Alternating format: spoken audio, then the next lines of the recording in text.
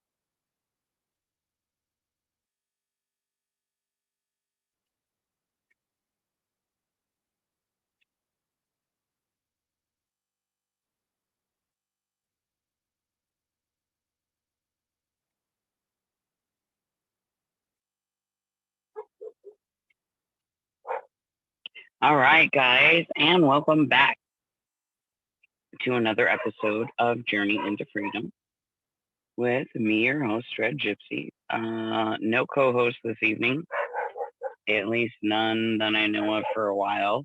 Not sure when Scarlett's going to be around, or if she's going to be joining us this evening.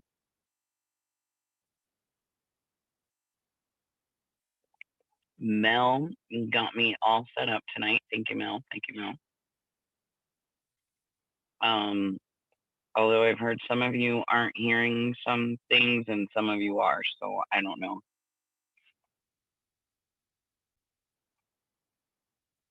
about that.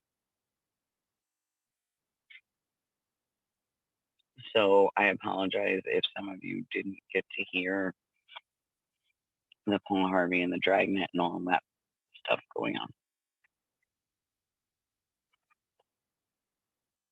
Because you were supposed to be able to.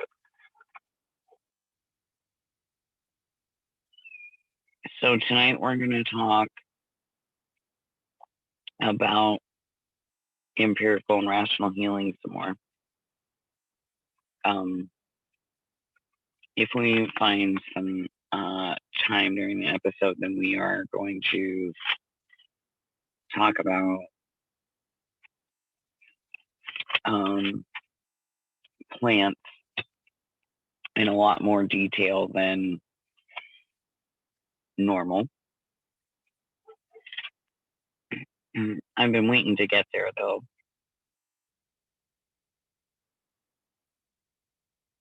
But I haven't quite gotten far enough in the other topics to get into the next set with the plants because I've had a lot of requests to go back and repeat this information because they're not hearing it or they're missing it when it comes on. And they seem to be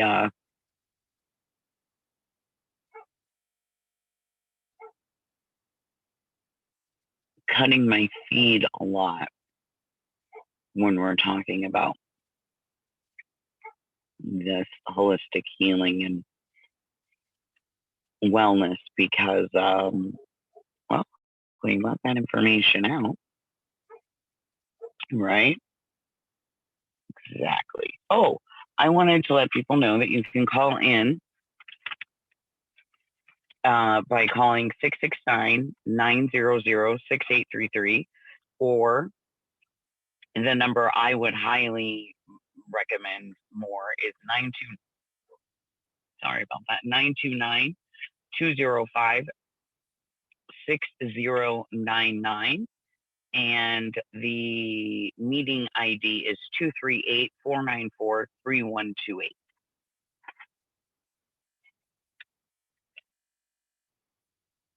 So feel free to call in and participate and join. I hope everybody is doing good tonight. We're going to do normal topics before we get into the holistic stuff, homestead updates, hashtag Colorado Life with Red. Weekly guidance. I haven't done it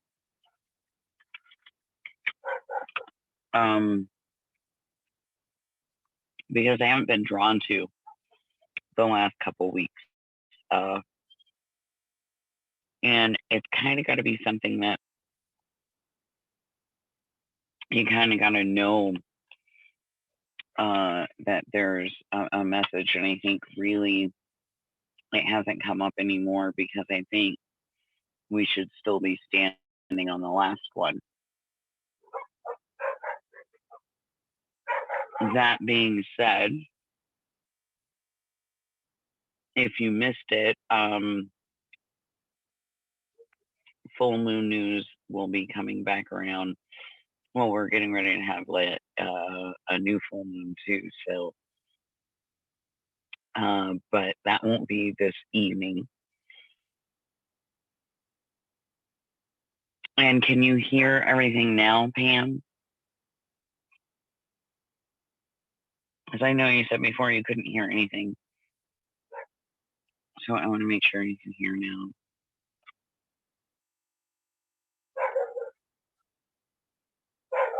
Because it's pointless for me to be on here if nobody can hear me.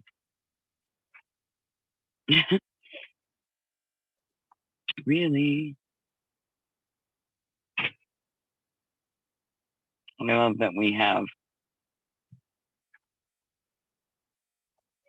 awesome and amazing listeners that let us know these things.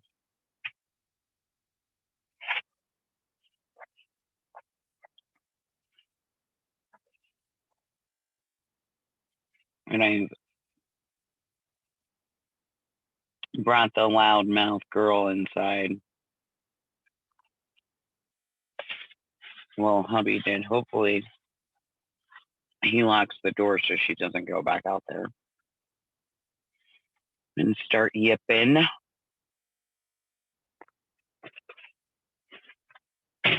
She tends to be a yipper. That one. Oh, good, Pam. Glad.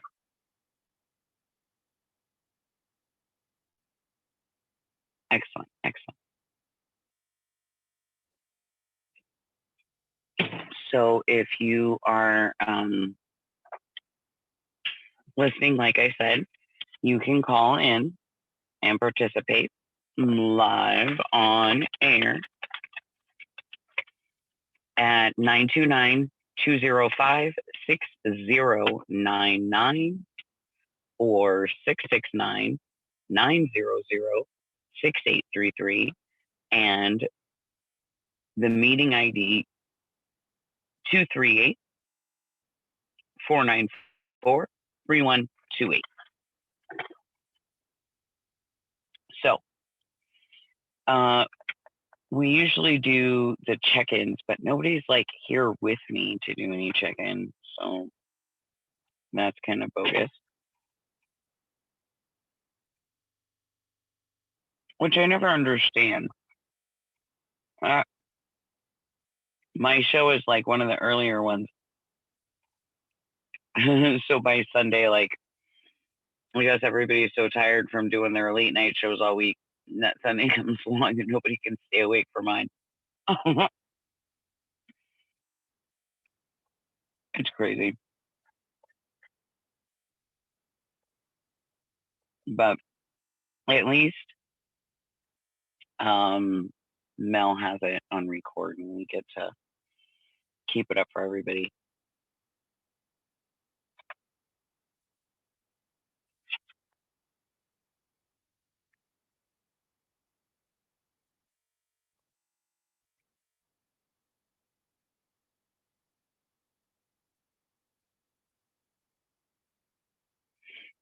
I love you, Pam. Thank you. I appreciate you, lady.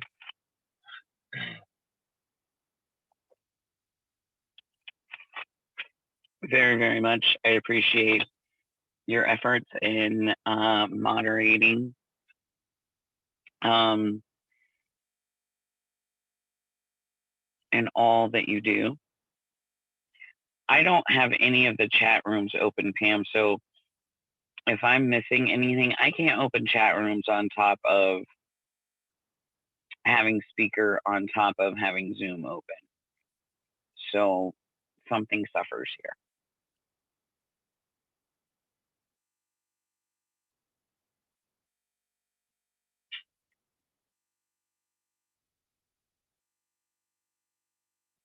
Just to warn people. So I'm kind of flying blind tonight, in an essence, because I don't know who's out there. I don't know if you can hear me. I don't know any of the details. I'm just here. And hopefully soon this is going to get more under control. But in the meantime, we deal with what we have to deal with. Please remember that this is live. I do live off grid. My life is crazy, and I have a farm. I raise goats. I have sheep. I have llamas. I have dogs. I have things that happen and go on, and they happen on or off the show.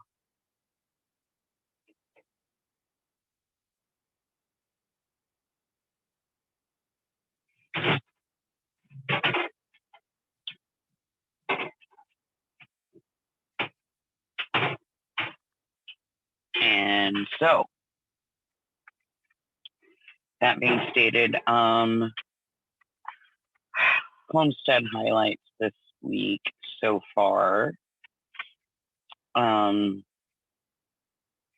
You know, great news. I got the egg incubator in, and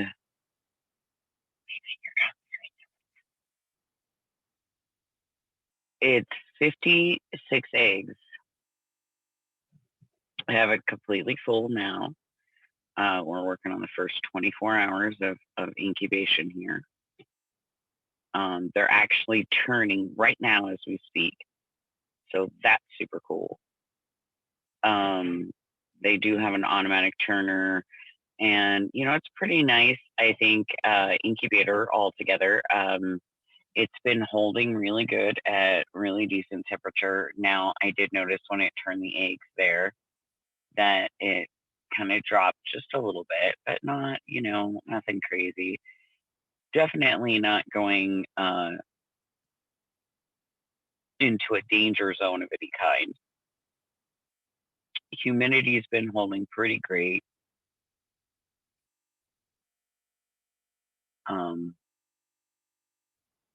And kind of doing its thing. And then so we'll see. We'll see what hatches out. I don't know what's fertile in there, what's not fertile in there. I got 56 eggs in there. In about 2 days, I'll candle them again. I candled them before I put them in there, so there's no cracks. All of them have air sacs. They're all placed appropriately, and we'll see how that works. And then in about 2 days, we'll candle them again, and I should be able to start seeing some just in general like blood vessels and things. And then around 5 to 7 days, I should be able to start seeing embryos. By day 14 to 15, there should be large chicks in there. And by day 18, we will be listening for cheeping, and hatching happens on the 21st day usually. So, you know, 3 weeks and you have baby chicks. So we'll see how this works.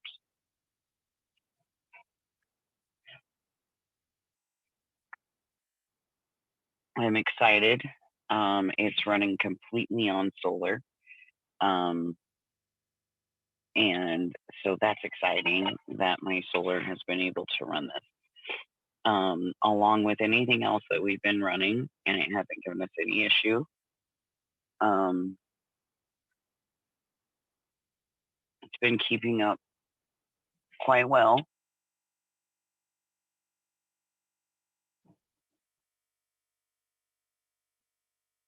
With everything. So I'm very pleased thus far. We shall see how it goes, and I'll keep everyone informed as it goes further. And we keep going with it. So we have that. The plumbing got fixed in the RV, which is exciting, but the water heater part has not yet been fixed. So that's a downfall a little bit, but that'll get fixed in the next week or so, hopefully maybe 2 weeks, and then that'll be up and running good again. Or I may just end up ordering an on-demand water heater like I wanted to do originally.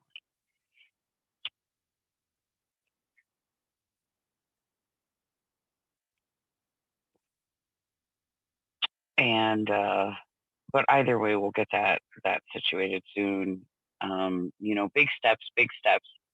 So that all being covered now. It's been a pretty decent week. Not too bad. Walmart's still a little cray around here. People still, doing their own things, whatever.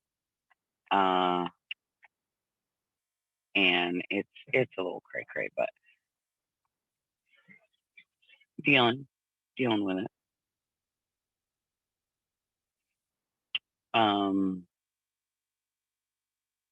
Then I went shopping on Saturday. Still have those commercials playing, inside a Walmart about, only one member per household and keep 6 feet social distancing and only be there for essential use and no leisurely shopping and no loitering outside or inside of the store, blah, blah, blah. All that's still taking place. Everyone, for the most part, is masked.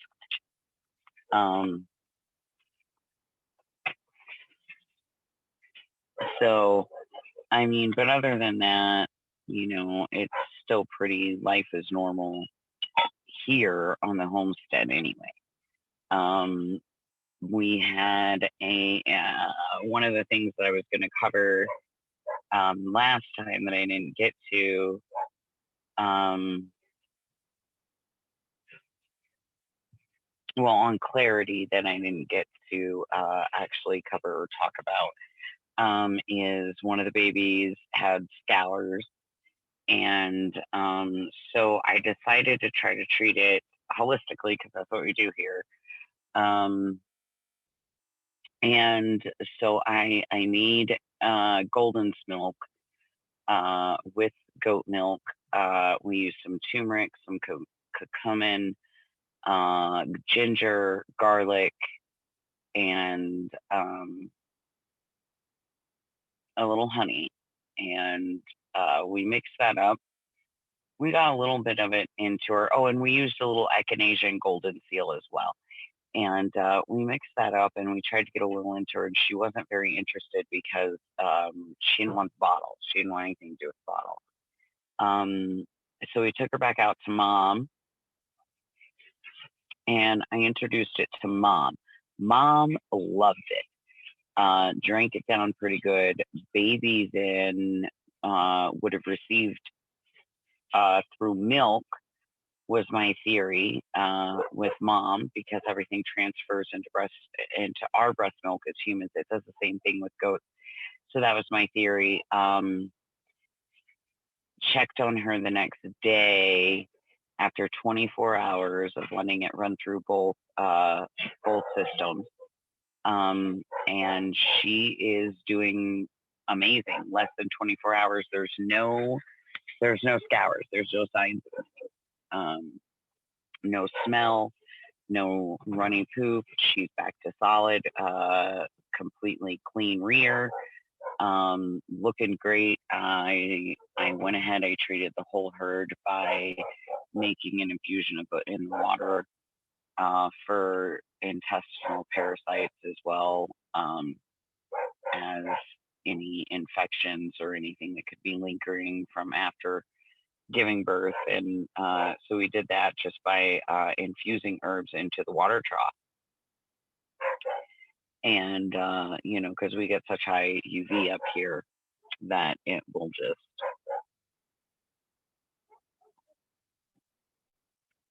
make the water very much like a tincture, basically. Yeah, I know. We brought the yappy one inside, and then she went right back out. And she's a yapper, unfortunately.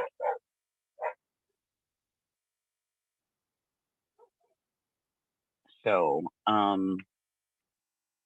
now, we're gonna get back to our, stuff here that we've been talking about, and we have made it to like the birth of modern medicine as we know it. Now, for those who are behind still, we went all the way back to Hippocrates around 400 BC. The writings of Hippocrates, we went back even before then. We've talked about 300-year-old tombs of King Tut and the things found in them. The two primary modes of thought in healing, empiricism and rationality. Empiricism is the search for knowledge based on practical experience instead of principles. And rationalism is the opposite of that, because it's the search of knowledge based on established laws and principles rather than what is actually directly perceived, experienced, or viewed. When it comes to medicine, you take one of two of these approaches. It has not veered from that ever, really. It's still to this day, you're looking at it one of those two ways. We strayed away from most of the empirical views, often calling them primitive now. But they are the base of modern folk medicine. They are also the base of rationalism and vitalism. Vitalism being the belief life is unique. It possesses qualities that can't actually be defined in simple terms of anatomy and physical makeup. It's inherent to vitalism in modern holistic viewpoints. Or vitalism is a very inherent mode of holistic viewpoint, and it's been a very important part of empirical perception of medicine for centuries. And, the Greeks formalized medical thought. They were the ones that actually drew this very clear definition and differentiation between empirical and rational perspective. They were also the ones responsible for the framework of the current dichotomy between folk holistic and technological or modern approaches. Now, ethnomedical approaches or holistic approaches of primitive societies were very empirical by nature. There was no actual formal enunciation of empiricism that was ever made prior to Hippocrates. And then at 400 BC, his writings then synthesized what's believed for many centuries that disease was a mysterious incident that occurred in a mysterious universe. The body has the power to eliminate the disease if the laws of the universe are adhered to. The laws themselves often, too, are mysterious. Hippocratic physicians believe that disease is an integral part of the ebb and flow of the universe. Symptoms of the disease were a signal of movement toward health. You see, so basically what we're saying here is an integral part of the ebb and flow of the universe. Disease is just a part of how things roll. It's part of how things go, what they do. It's a part of the balance. You can't have good without bad. You can't have bad without good. You can't be 100% well without sometimes being sick. Your immune system is there for a reason. Your immune system is there to help you fight off sickness. However, it needs sickness to learn how to fight sickness off. So if you are living in a world of absolutely no sickness, you're never going to build an immunity.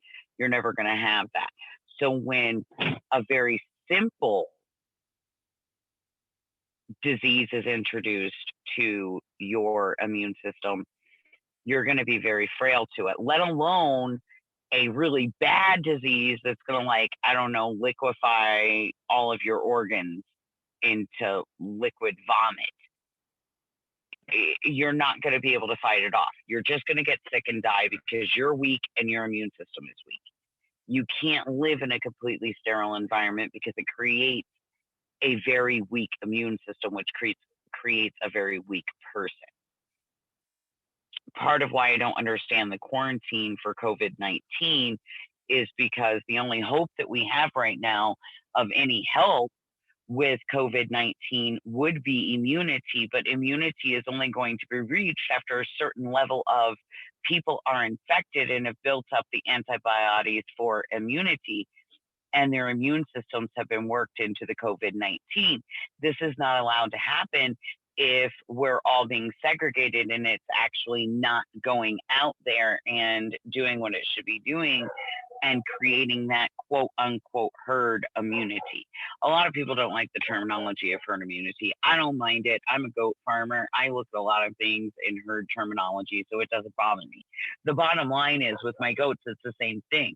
If one gets sick, they can all get sick. So it's better to go ahead and either let it run its course and let them all get sick at the same time and get their herd immunity and get it built up, or treat them all at the same time holistically. And, what we choose to do here is do preventative, not treat necessarily. We just do preventative holistic. And then if it gets beyond that, then we'll treat accordingly. But, as far as, herd immunity goes, I see it in my goats. One gets sick, several of them get sick, you treat them and it goes away, and none of them repeat that sickness, it seems. They've all now kind of gotten an immunity to it. So I watch it happen. I see it. But like I said, it involves the immune system. It involves things to do with the immune system. And in order for the immune system to work appropriately, it's going to have to actually be introduced into bacteria, germs, and things that it does have to fight off, or it's going to remain weak. So keep that in mind. Now,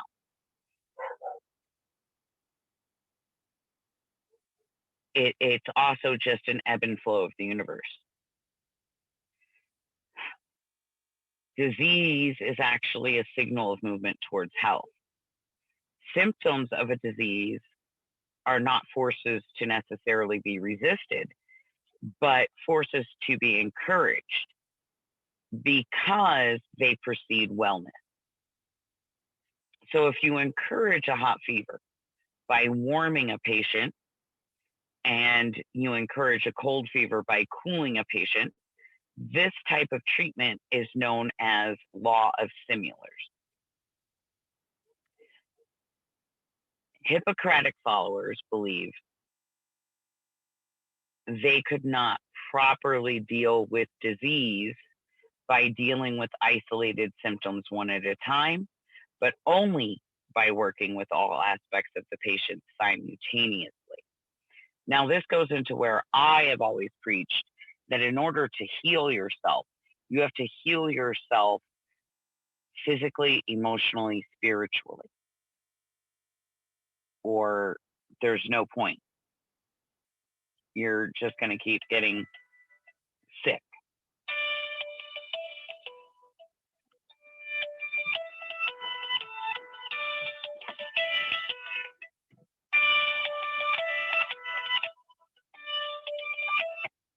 You're just going to keep getting sick. Hello? And at which point,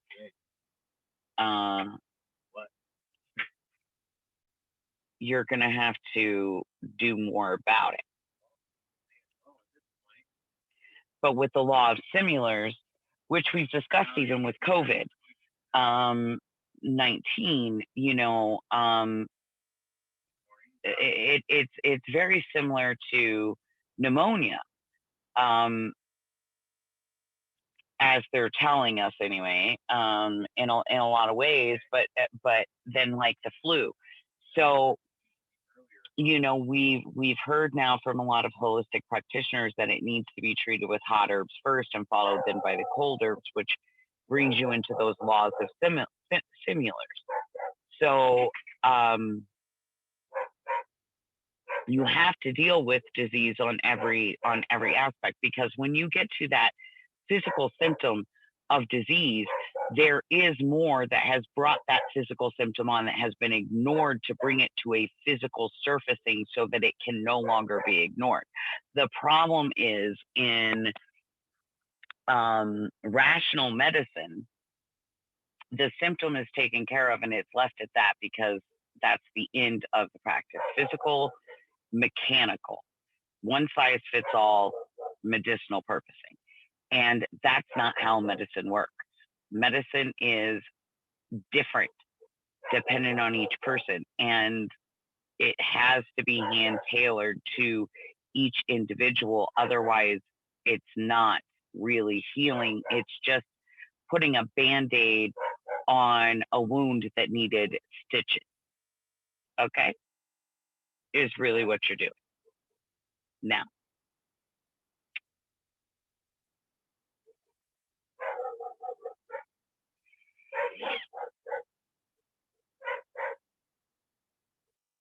there's essentially a conservative tone to Hippocratic teaching. Hippocrates believed that because healing was basically a mysterious function and was not governed by principles that could be defined or easily manipulated, that the best reaction was to have no reaction. Hippocratic physicians would wait for a moment of crisis or change. Then they would try to influence the healing crisis in the most positive of ways. Because of the belief that health could be best achieved by living in accordance with often unexplainable laws of the universe, Hippocrates would often also stress the concept of internal balance. Now, after Hippocrates, there comes a group of physicians that are known as Synodines, and they founded rational school of thought.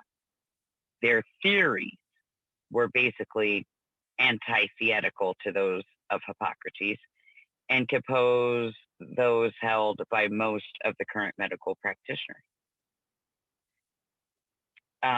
Synodians believed in healing by opposing the system and in the concept that certain laws of biology exist, can be learned, and can also be used to heal almost all people with similar, if not identical, procedures.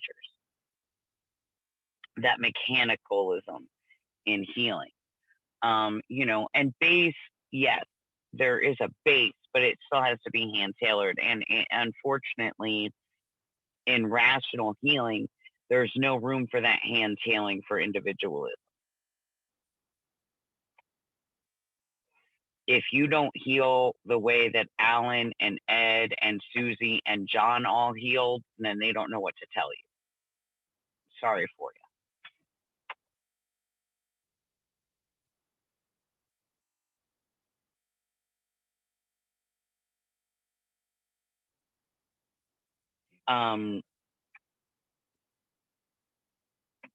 Now,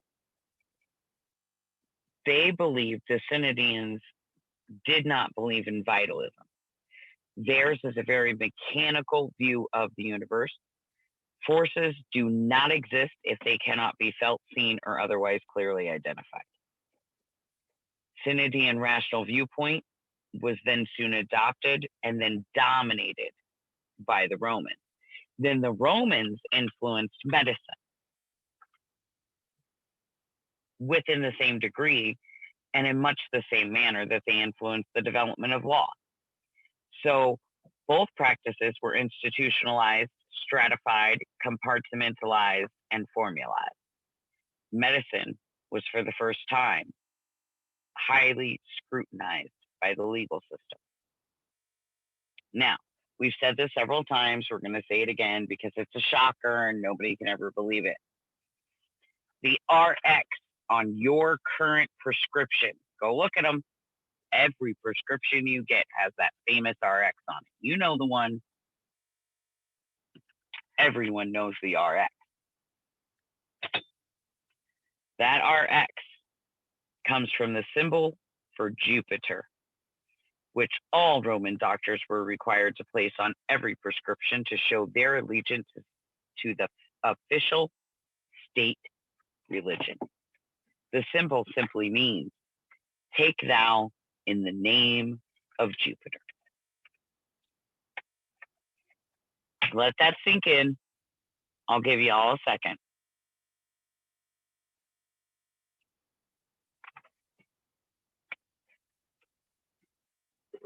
Now,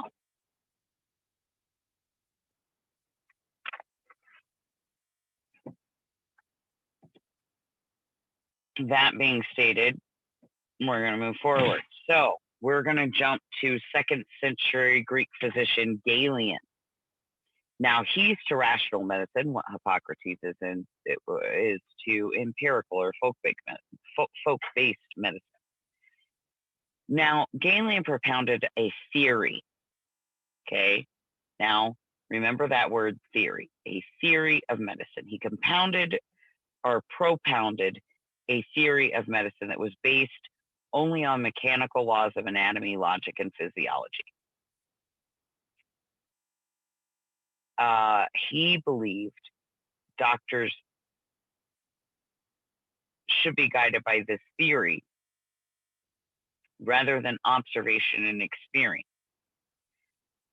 He placed a very special emphasis upon proper functioning of several independent organs, believed that these, such as the heart, lungs, and liver, were life's wellspring rather than some indefinable vital force supposedly surging through cosmos. Galen was those advocating the elevation of physicians to a special role to strongly differentiate him from the lay practitioner or folklore or folk healer.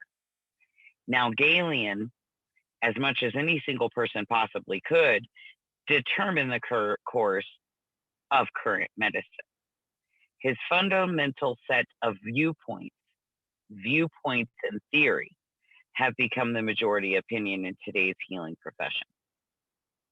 Virtually all persons within medical professions follow in the footsteps of either Galen or Hippocrates. From the fall of the Roman Empire until right now, there has absolutely been no radical departures from the basic philosophies proposed by these two men, rather than extensions and refinements of their views only. In the early 1500s, Paracelsus, which was a Swiss physician, made a major impact upon medicine. He was adhering generally to empirical vitalistic ideas of Hippocrates. And he traveled throughout Europe and he actively researched folk medicine. He analyzed them in writings. He lauded folk healers. He compared them favorably to more celebrated colleagues of his. He believed in healing properties of agents that have been proven effective, such as the herbs, and some which have proven rather less effective, such as virgin's breath. He believed that the universe was primarily spiritual. He believed that the stars and the planets and sun existed in space, but also existed as a force within people's bodies, as well as in plants and metals. Paracelsus created two types of medicinal approaches. One is a conventional herbal approach that is still, for the most part, considered valid. Then he created a purely astral in nature, based upon his belief about the cosmological significance of various plants and minerals. In Europe, there became a rational school of healing that then began to predominate right after the Renaissance. And there were several innovations and discoveries that propelled this trend. For instance, William Harvey discovered the circulation of the blood. Bacteria was discovered by Koch.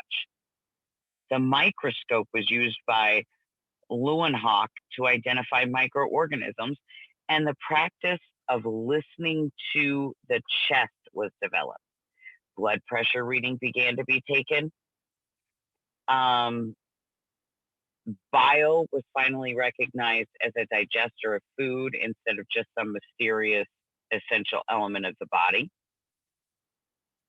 Mechanistic rational medicine seemed unbounded in its promise by these findings. But in all of the sciences during and after the Renaissance, this rational mechanistic approach began to predominate. The general influence of deductive reasoning was then championed by Rene Descartes around the early 1600s and profoundly affected not just medicine, but as well affected profoundly mathematics, physics, astronomy, and even social sciences such as the government. So then by the time the American Revolution comes along, the rational approach has really become the one approach accepted by formalized healing professions.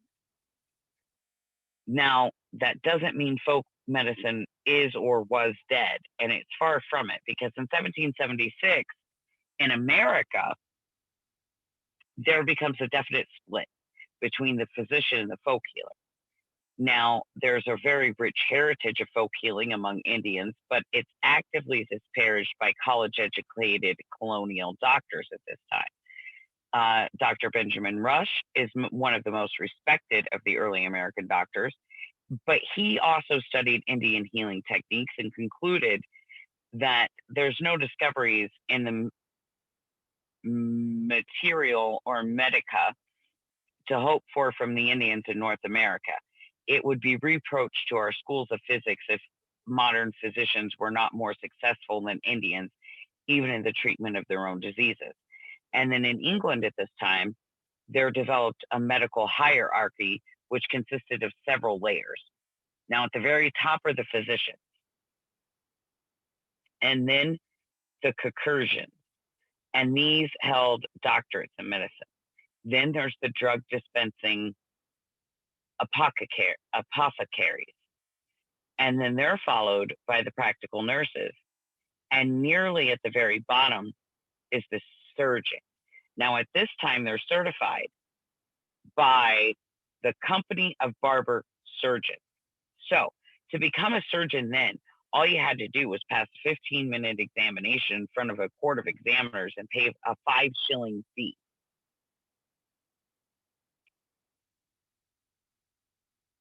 Surgeons were looked down upon by physicians, but they could practice medicine while aboard a ship. Apothecaries considered themselves sophisticated and one of the nation's official drug dispensers. Now, they had a few decades before being elevated out of grocers' companies. And even before they were there, they were on the level of pepper and spices.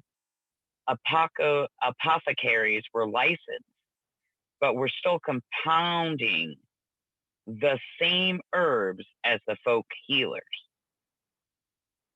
Then the young American medical school system comes in, and it considers itself so intellectual and reasonable, and they were also relatively crude in their methods and hardly more scientific than any of the folk healers. But there was a fondness for Dr. Benjamin Rush and his colleagues for mercury. In all likelihood, it accounted for this very high incidence of mercury poisoning, and it saved a few, if any, of their lives. their penchant for bloodletting may have imbued them with certain dramatic status during this epoch, but probably relieved actually very few fevers. Still, status during this, still the physicians of the day were unalterably lofty about the effectiveness of their therapies and about their superiority over folk healers who lacked a university education. So, despite this growing stratification of American medicine, folk medicine remained a very vital component within the medical structure. So, one of those reasons is that it wasn't there wasn't actually enough formally trained doctors to go around, or there weren't enough university educated people. So even if there had been a surplus of doctors, there still would have been these physicians, because they wouldn't necessarily have been accepted by the Indians, who had a great healing tradition of their own, and Orientals who immigrated in great numbers in the mid 1800s, or even by some peasant Europeans who had great faith in their own ageless remedies. Disdained as these remedies were by medical by medical university educated doctors, they were often more effective than those physicians' efforts. And in early American medical scholars had great respect, very few, for Indian remedies, and Indian herbs and drugs were studied and categorized by these men. Eventually, the Indians were to add 59 drugs to our actual current pharmaceutical smorgasbord. Now, books that you can look up for yourself that were actually produced by these scholars are Indian Doctor Dispensaries, that was written in 1813, an Indian Guide to Health, that was written in 1836, and a North American Indian Doctor, written in 1838. Now, Indian healing philosophy was unabashedly empirical and staunchly vitalistic. The Indians to a tribe made no significant distinction between soul and body. So they would employ law of similars by stimulating symptoms rather than suppressing them, and believed in addressing social and lifestyle components of a disease as well as its obvious physical symptoms.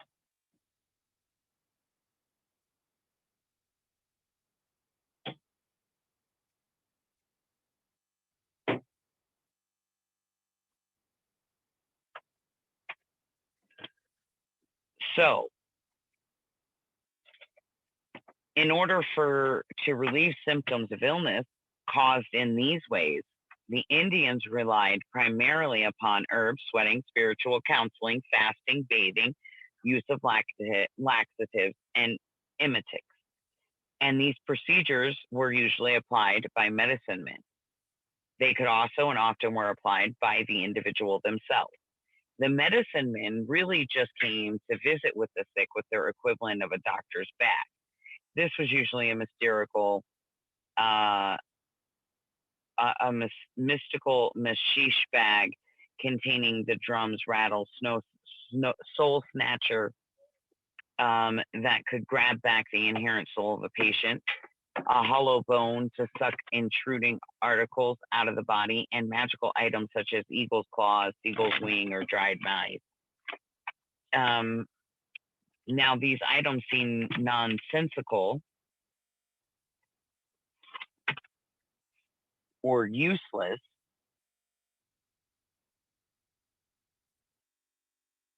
to some,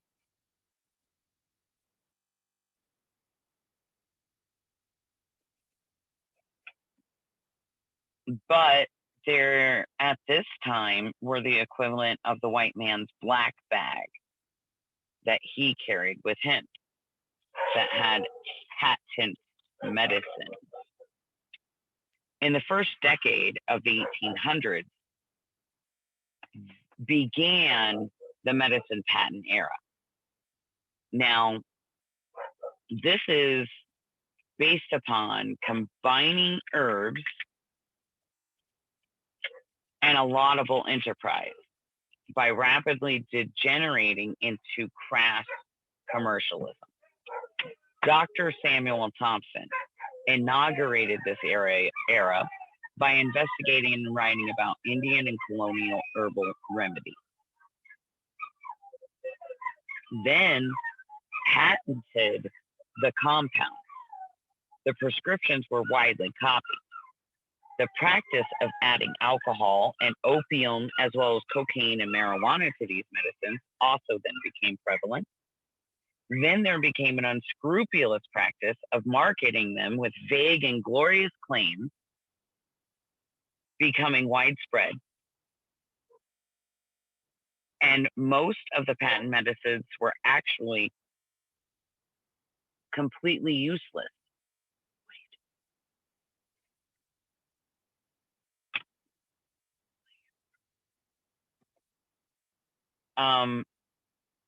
They were usually more than anything just an intoxicating placebo that was sold with very grand promise. These were the snake oil salesmen of the world. Like, not the folk healers like we've been taught all this time. Not any of that kind of stuff. No. It was actually modern, or what we consider modern medicine now.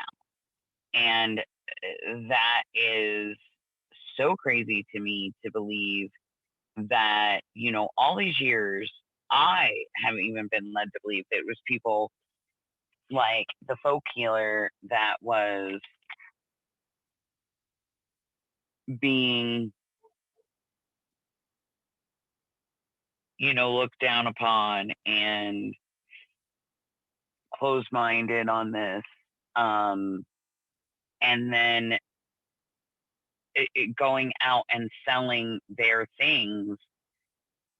And it was never actually the folk healers doing this. It was the practice of modern medicine. Their patented medications, their patented medicine. And it was actually pretty much useless. And here they are selling it to you out of the backs of carts left and right. And you're buying into it. And it really hasn't changed. Their cart has changed, but their medicines have not. They've gotten a little better at their snake charming abilities. And their oil selling abilities, but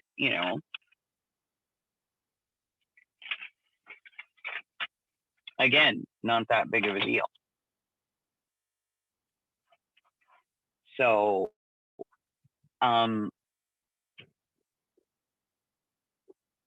it's been a pretty enlightening moment to figure out that, we've been being lied to this whole time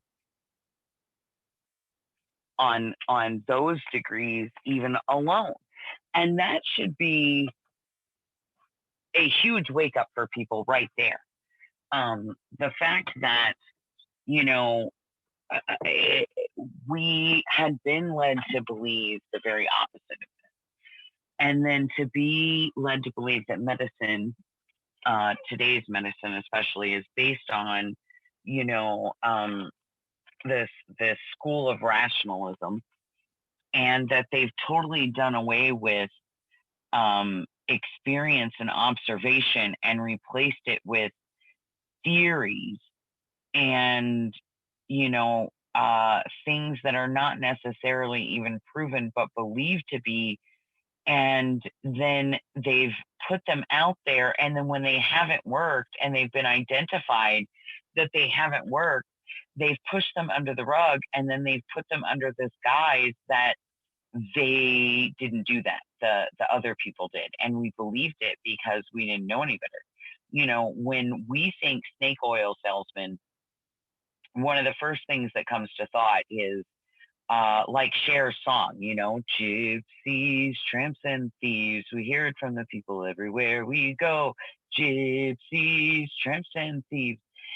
And, like when you hear, because she even says it in there, sell a couple of bottles of Dr. Good.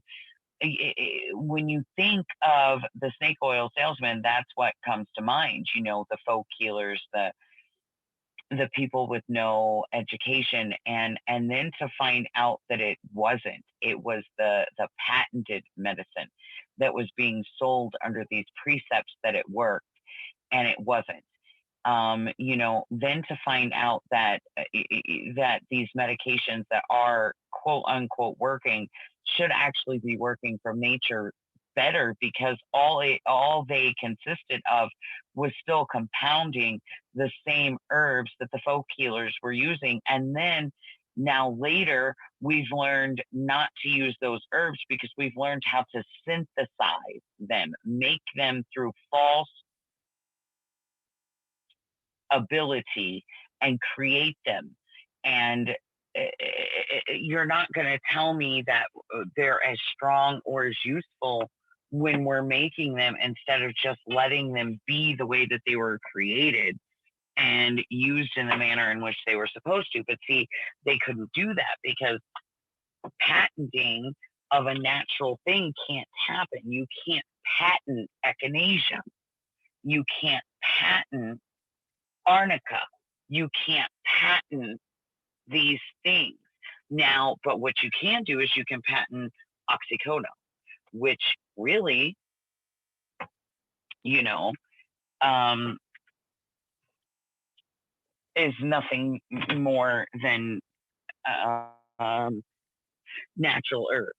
So, I mean, I'm just something to be thinking about there. Anything that they're going to prescribe to you is also going to be found in nature. There is a natural equivalent to their made up or synthetic version of what they're giving you. There's always a natural alternative because it's based off of that natural alternative. You see, you get what I'm saying?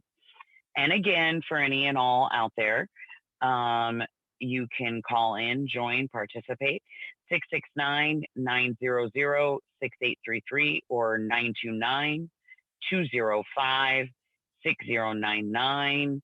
And the meeting ID is 238-494-3128. I again will remind everybody that I have no chats open. I have Zoom and I have speaker both open right now on the same thing. So I'm not really sure how that's working. I'm hoping it is. Mel said it was working pretty good. So hopefully everything is crossing over properly and we're not having any issues. Still don't know about Scarlett or if she's joining us this evening. I am going to message and question about that, I guess, maybe.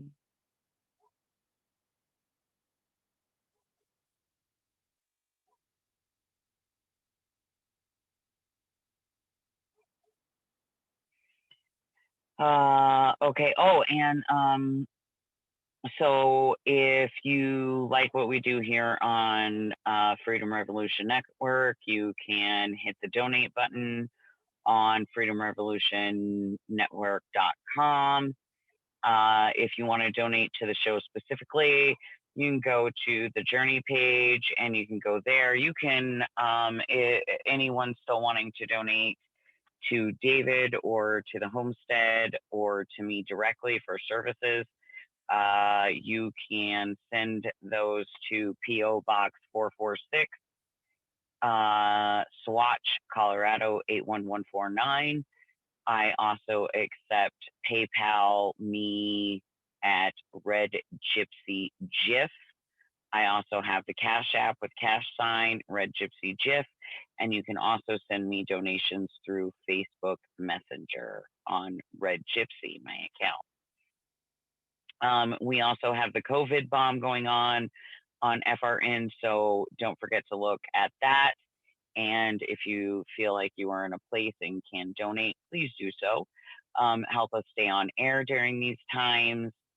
and spread our truths and our messages and bring about all of this for all of you wonderful listeners out there. And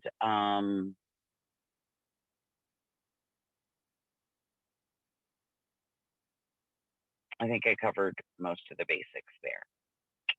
Now,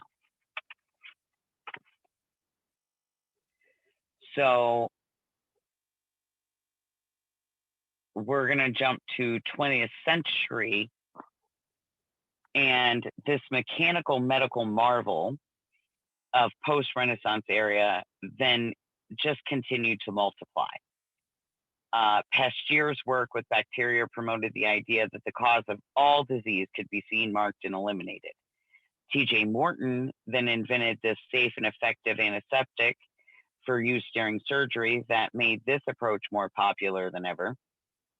Lister developed that antiseptic carbolic spray, making hospitals safer. And Rontgen discovered the X-ray, and not only facilitating the setting of broken bones, but also promoting the idea that even the most remote reaches of the human body can be seen, identified, and manipulated. Then surgical techniques were improved on. This happened on a continuing basis. Analyzing of blood chemistry began, and then the usefulness of hypodermic needles and syringes were established. So doctors by this time were required to attend several years of medical school, and they were accepted as the intellectually and economically powerful forces of the community. They still retained, however, prior to approximately World War I, that aura of benevolent healing spirit. And that was considered to be, by many doctors, crude to receive direct pay for their service. Payments to doctors were most properly made by leaving it in a sealed envelope on a corner of the doctor's desk at the end of a presumably purely social visit.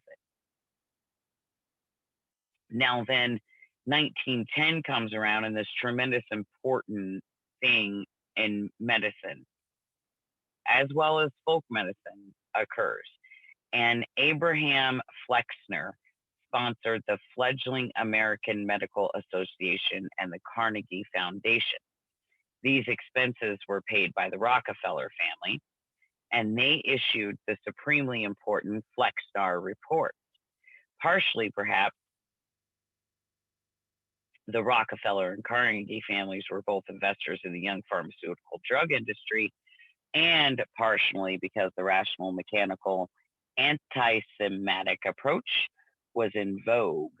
The Flexner Report advocated a strongly pharmaceutical surgical brand of medicine. Flexner heartily recommended that the anti-symptom approach to healing be taught in medical schools, to the exclusion of the more broad-based health-stimulating procedures being used at the time by many doctors and virtually all folk healers. The Flexner Report advocated that new courses in pharmacology be added to the curricula of medical schools, and that theoretical research be given more credibility than observed clinical phenomena. So pretty much overnight, this Flexner Report then got adopted by nearly every and all countries' medical schools. This was probably not very coincidental, because the schools that voluntarily adapted these recommendations of this purely theoretical report were also favored by the Rockefeller and Carnegie Charitable Foundation. So the studying of herbology and natural healing techniques and nutrition was then essentially abandoned. Healing in the late 1800s and 1900s, however, was not really the sole proprietorship of the mechanical school of physicians. The empirical vitalistic branch very much existed, but had been driven increasingly into disfavor. And this was the majority opinion. Now, there were a great many folk healers that were in geographically isolated parts of the country. And because of this, their medicine was still not as highly regulated as it is now. Folk healers were generally not under any particular intense legal scrutiny at all. More urban and organized branches of empirical school of thought were not so lucky. Leading the empiricists during the time were the homeopaths, who espoused the principles of Samuel Hahnemann. As leaders of the movement, these homeopaths drew the most heavy fire. Hahnemann died in the mid-1800s, but he founded a method of practice that was based on laws of similars, which said that curing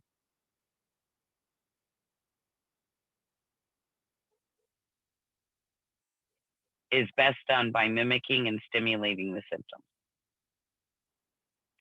Now, he used various substances in minutely diluted doses to stimulate the body's own immune response. Homeopathy was considered by medical authorities in America to be the most significant threat to scientific pharmaceutical medicine, a greater threat than herbology or the Indian and Oriental techniques of folk healers. One doctor said of homeopathy that sane men could hardly be fooled by such patent nonsense. In the mid-1800s, homeopathy was stridently attacked by the New York State Medical Society as a form of quackery. American Medical Association was formed, and it refused to grant any membership to any state association unless they stated that there was no homeopaths belonging within the organization. Osteopathy and chiropractic began just prior to the 1900s. Osteopathy, which is the form of medicine that originally emphasized manipulation, was created by the country doctor Andrew Taylor Still. Daniel David Palmer, a grocer and lay spiritualist in Iowa, translated osteopathy into chiropractic, a therapy primarily concerned with proper function of nerves that emanate from the spinal column.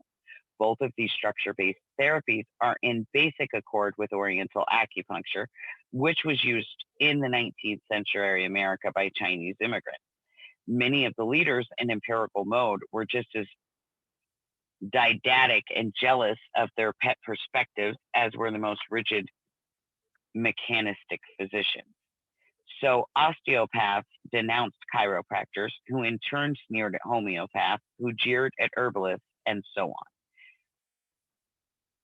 There was one very notable exception to this indulgence in exclusivity. The electic physicians were left alone.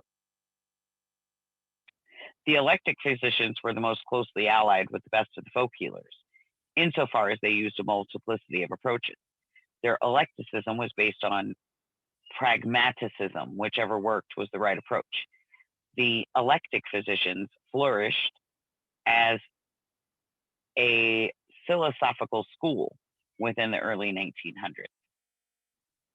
Now, this included herbology, hygiene, homeopathy, structural and emotional therapy, surgery, drugs, exercise, as well as spiritualism within their comprehensive collections of modalities. This drew from the ethnomedicines of the Indians, Orientals, and Europeans, as well as from the latest research of the medical schools.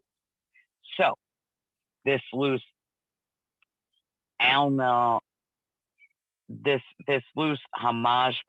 of medical doctors was not very hounded by medical authorities, as were the homeopaths and some of their early chiropractors, because they weren't uniformed or a concerted group that represented an identifiable threat to them. So many of the electic physicians did try to explore and categorize folk healing methods, particularly the application of specific herbs for specific diseases. Now, 3 of those books that attempted this were Compendium of Botanic Materia Medica by Samuel Wagman, Pocket Manual of Homeopathic Materia Medica with Repertory by William Bowrick, and Textbook of Materia Medica by A.C. Coppert-Flott. Each of these books consists of an alphabetical listing of herbs and their remedies and are still used by some doctors and herbologists today. Now, one of the well-known electrical physicians, Emmett Dinsmore, wrote How Nature Cures in 1892. Now, this has chapters on nutrition, stress, obesity, hygiene, toxic agents, emotional aspects of disease, as well as the suggestion on attainment on longevity, and contains, for the most part, all the information found within today's most sophisticated of holistic health manuals. The 1900s progressed further, the electrical physician, as well as homeopaths, chiropractors, and folk healers. They had an increasingly less influence in general medical community, however. By 1931, there was a very significant, if unheralded, event that took place. This was the nation's last witchcraft trial. 2 Indian healers in their 80s were accused of taking the disease-causing spirit of a bear out of the throat of an Indian. They were convicted, and then they were sentenced to 1 year in jail.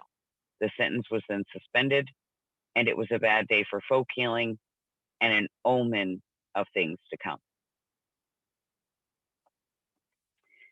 When America approached and entered World War II, the country moved into an era of hyper-industrialism. This was one that has remained since. This is almost total reliance upon mechanical solutions to virtually every major problem that impacts powerfully upon medicine. Medicine since World War II has reached a zenith of dependence upon technology. In this era, folk medicine has been stigmatized as little more than crude, superstitious struggles of ignorant people to relieve their own suffering. In the 1980s of America, there's only one stumbling block that prevented technology-oriented medicine doctors from everlastingly sewing up their monopoly on healthcare. And this was that their procedures were not working as well as everyone, including doctors, had hoped they would. The dominant health problems of the latter half of the century, the degenerative disease of cancer, cardiovascular disease, arthritis, and diabetes, did not particularly respond well to surgery, pharmaceutical drugs, or hospital machinery. So since the 1940s, an 8% improvement in overall survival rate for cancer has been achieved.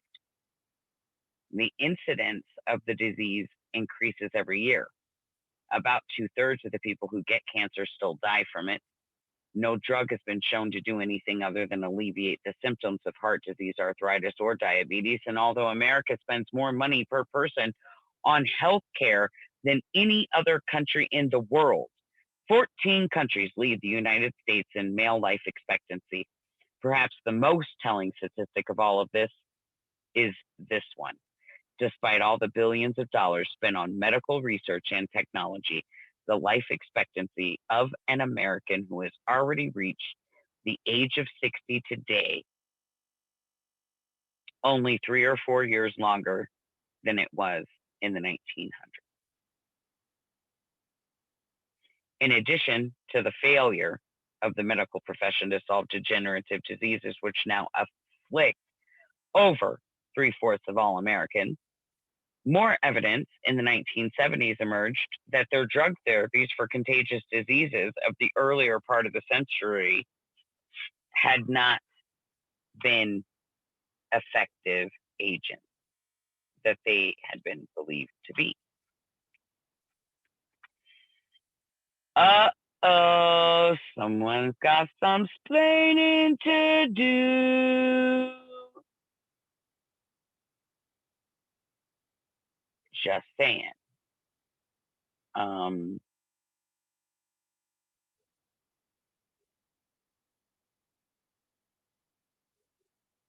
Now we're being informed that these effective agents are not actually as effective as they were believed to be. So let's chew that over for a minute. I mean, again, you've been led to believe that, medicine has just changed and gone up and gotten better and better and better. And yet here we are reading and researching that it's really not that great.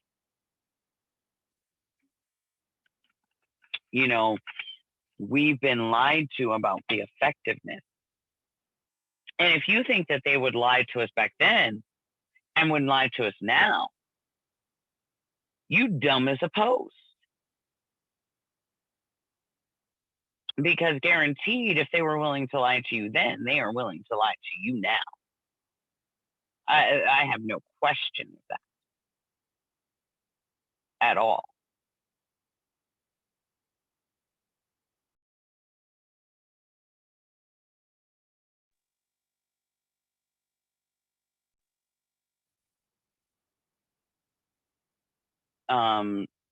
Absolutely no question of that at all. So now,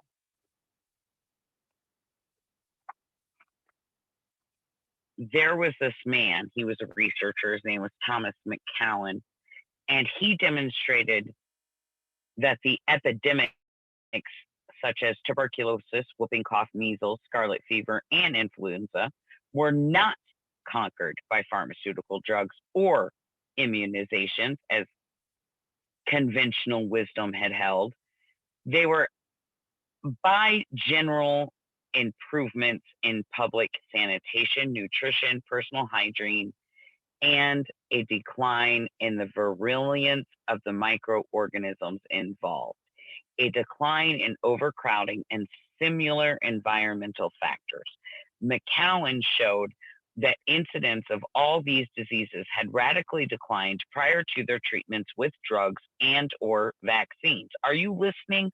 Are you listening to that? For those who possibly might have missed that, I'm going to repeat it again because this is some vital information, because I am so sick of being told without vaccines, we would have measles. Without vaccines, we would have whooping cough. Without vaccines, we would have scarlet fever. Without vaccines, we would have tuberculosis. Well, listen up, because I'm going to repeat it again. There was a researcher named Thomas McCowan. I'm going to spell this for you. Thomas, Thomas, McCowan, capital M, C, capital K, EOWN, demonstrated that the epidemics of tuberculosis, whooping cough, measles, scarlet fever, and influenza were not actually conquered by pharmaceutical drugs or immunizations, but actually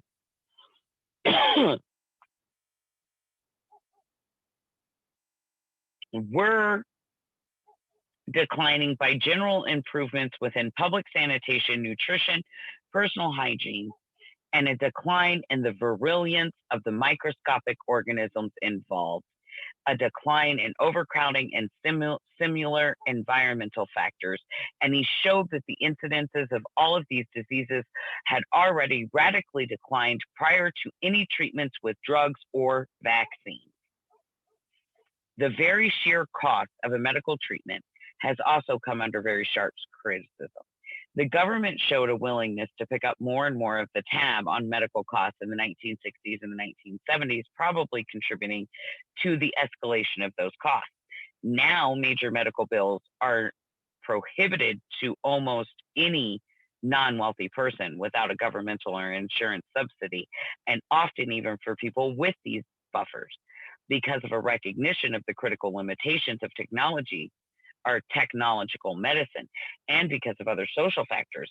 A movement began around the mid-1960s that came to be known most commonly as holistic medicine. Holistic medicine, in some ways, nothing more than current incarnation of medicine practiced in the empirical, vitalistic, pragmatic mode that was propelled into existence by recognition that viable alternatives to technomedicine must be explored. Now, this activated a slumbering vitalistic tradition that were trends in the 1960s and 70s towards the questioning of authority, being personally responsible for one's own general well being, recognizing the possible existence of spiritual and non physical forces, and distrusting some of the less benign aspects of technological progress. Denton with China increased the Western approbation of Oriental medicine, which had never strayed so far from its vitalistic roots before. So there became all of these offspring of folk medicine. They are now approached as science, including chiropractic, osteopathy, nutritional therapy, herbal pharmacology, exercise therapy, law psychotherapy, and so on. Nonetheless, these philosophies, philosophical basis, as well as many of the particular procedures of these professions, are drawn directly from folk medicine. The practitioners of these modern holistic professions are trying to downplay their vocation's proximity to folk medicine, feeling that the association degenerates their scientific expertise. So even though folk practitioners are now more in evidence than they have been in the last 100 years, and even though they are indeed now considered by many holistic practitioners to be cornerstones of the world's medical future, folk medicine, per se, is as vehemently disparaged as ever. And one category of professional healer that has not, as a group, turned in its collective back on its folk roots is that of naturopathic physicians. Naturopaths are the modern extension of history's folk healers, pragmatic, vitalistic, and comprehensive. They are the immediate lineal descendants of the earliest 20th century eclectic physicians who embraced folk practices. So, like you've heard me tell you in the past, I am working towards my naturopathic certification. This is why.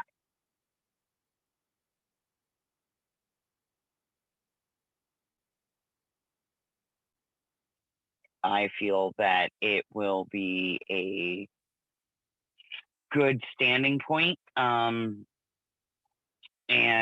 I just feel it's going to be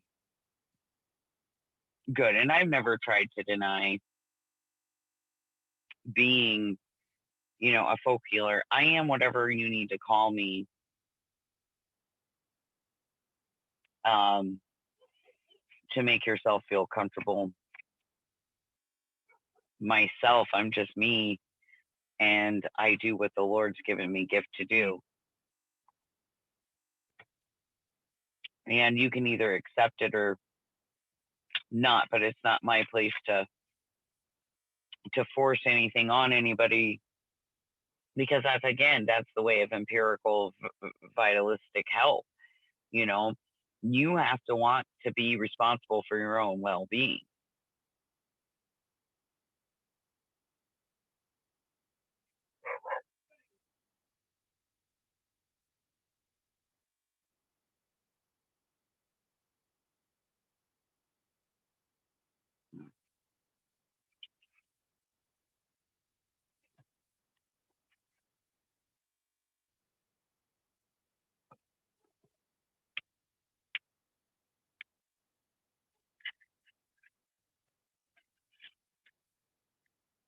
Wow.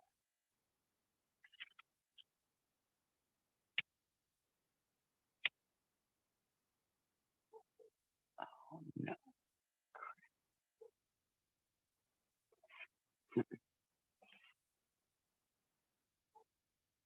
Well,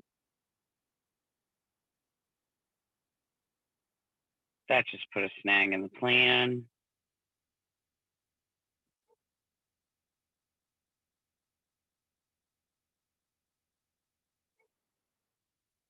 So, I have to figure this out now. Oh, Lordy. Always exciting.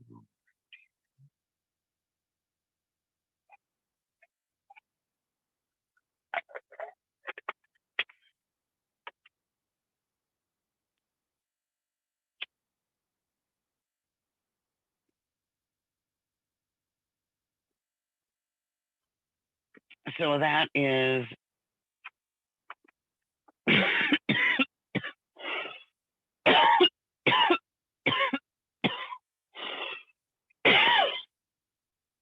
pardon me.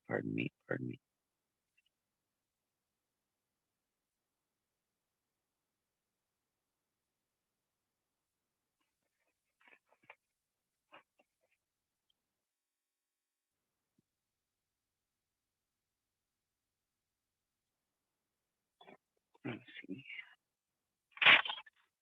Again, the call-in number is 669-900-6833 or 929-205-6099. And the meeting ID is 238-494-3128. Please feel free to call, join us. Live here online. Still have not heard from Scarlett here, so still waiting on that.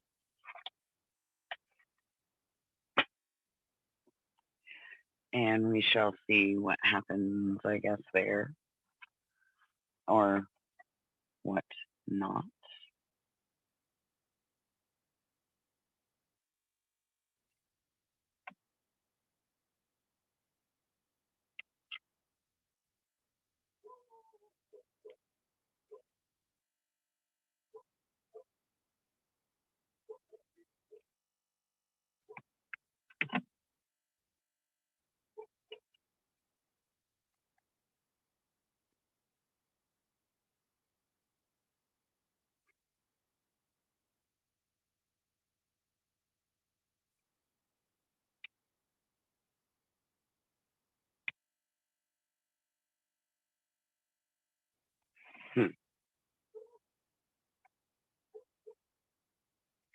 Not really sure what's going on there.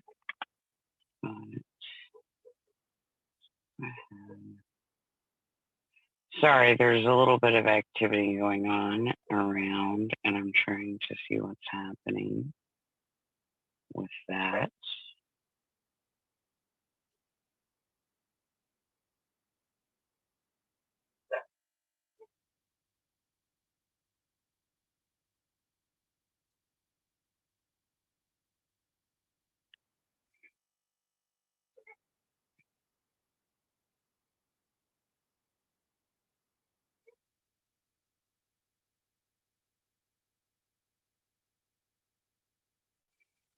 Oh boy, oh boy. Okay.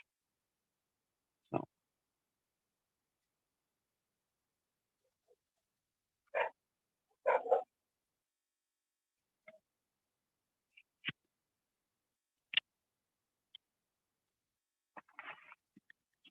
There we go. Sorry about that. I'm trying to get back to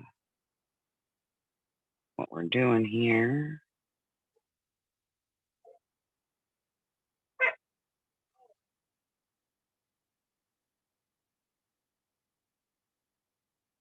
Excellent, excellent, excellent. Now.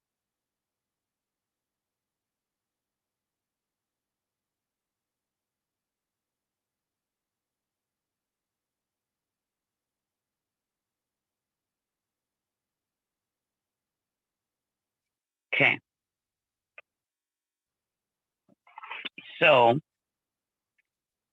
now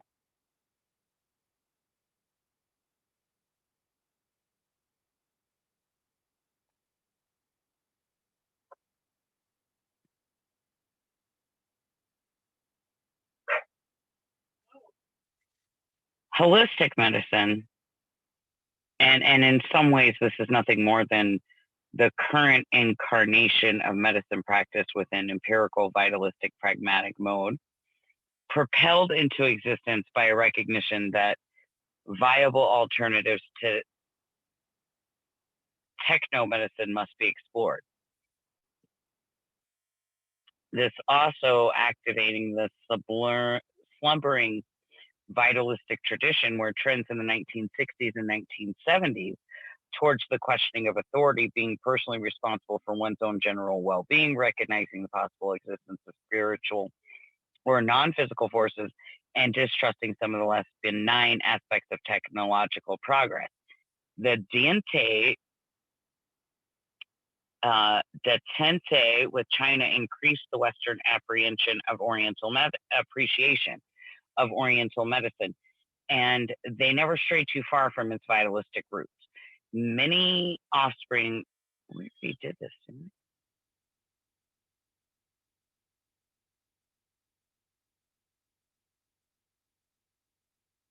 we? many practitioners of modern holistic professions trying to downplay the vocation's proximity. Oh, right, because we were at naturopathic. So we did already cover that. Sorry, I apologize. I was repeating myself. So folk medicine, however, cannot just be lightly dismissed. Official estimates place between 2.3 and 2.8 billion people, or 56 to 67% of the world's population, as relying wholly or partially upon traditional or folk methods of cure.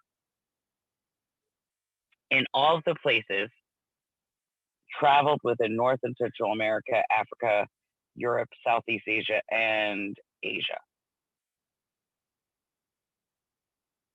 there are unorthodox medicines flourishing right alongside the more accepted kind that we would usually turn to first in America and England. There's one expert that says that at least 25% of prescriptions dispensed by the modern day physician contain active ingredients from plants. Furthermore, Norman R. Farnsworth, which is a PhD pharmacy scientist at the Illinois Medical Center in Chicago, says that essentially all of the plants yielding useful drugs are which are found in prescriptions as extracts are rich in medicinal folklore. If it were not for folk medicine, he maintains, there would not be so many excellent drugs available to modern medicine.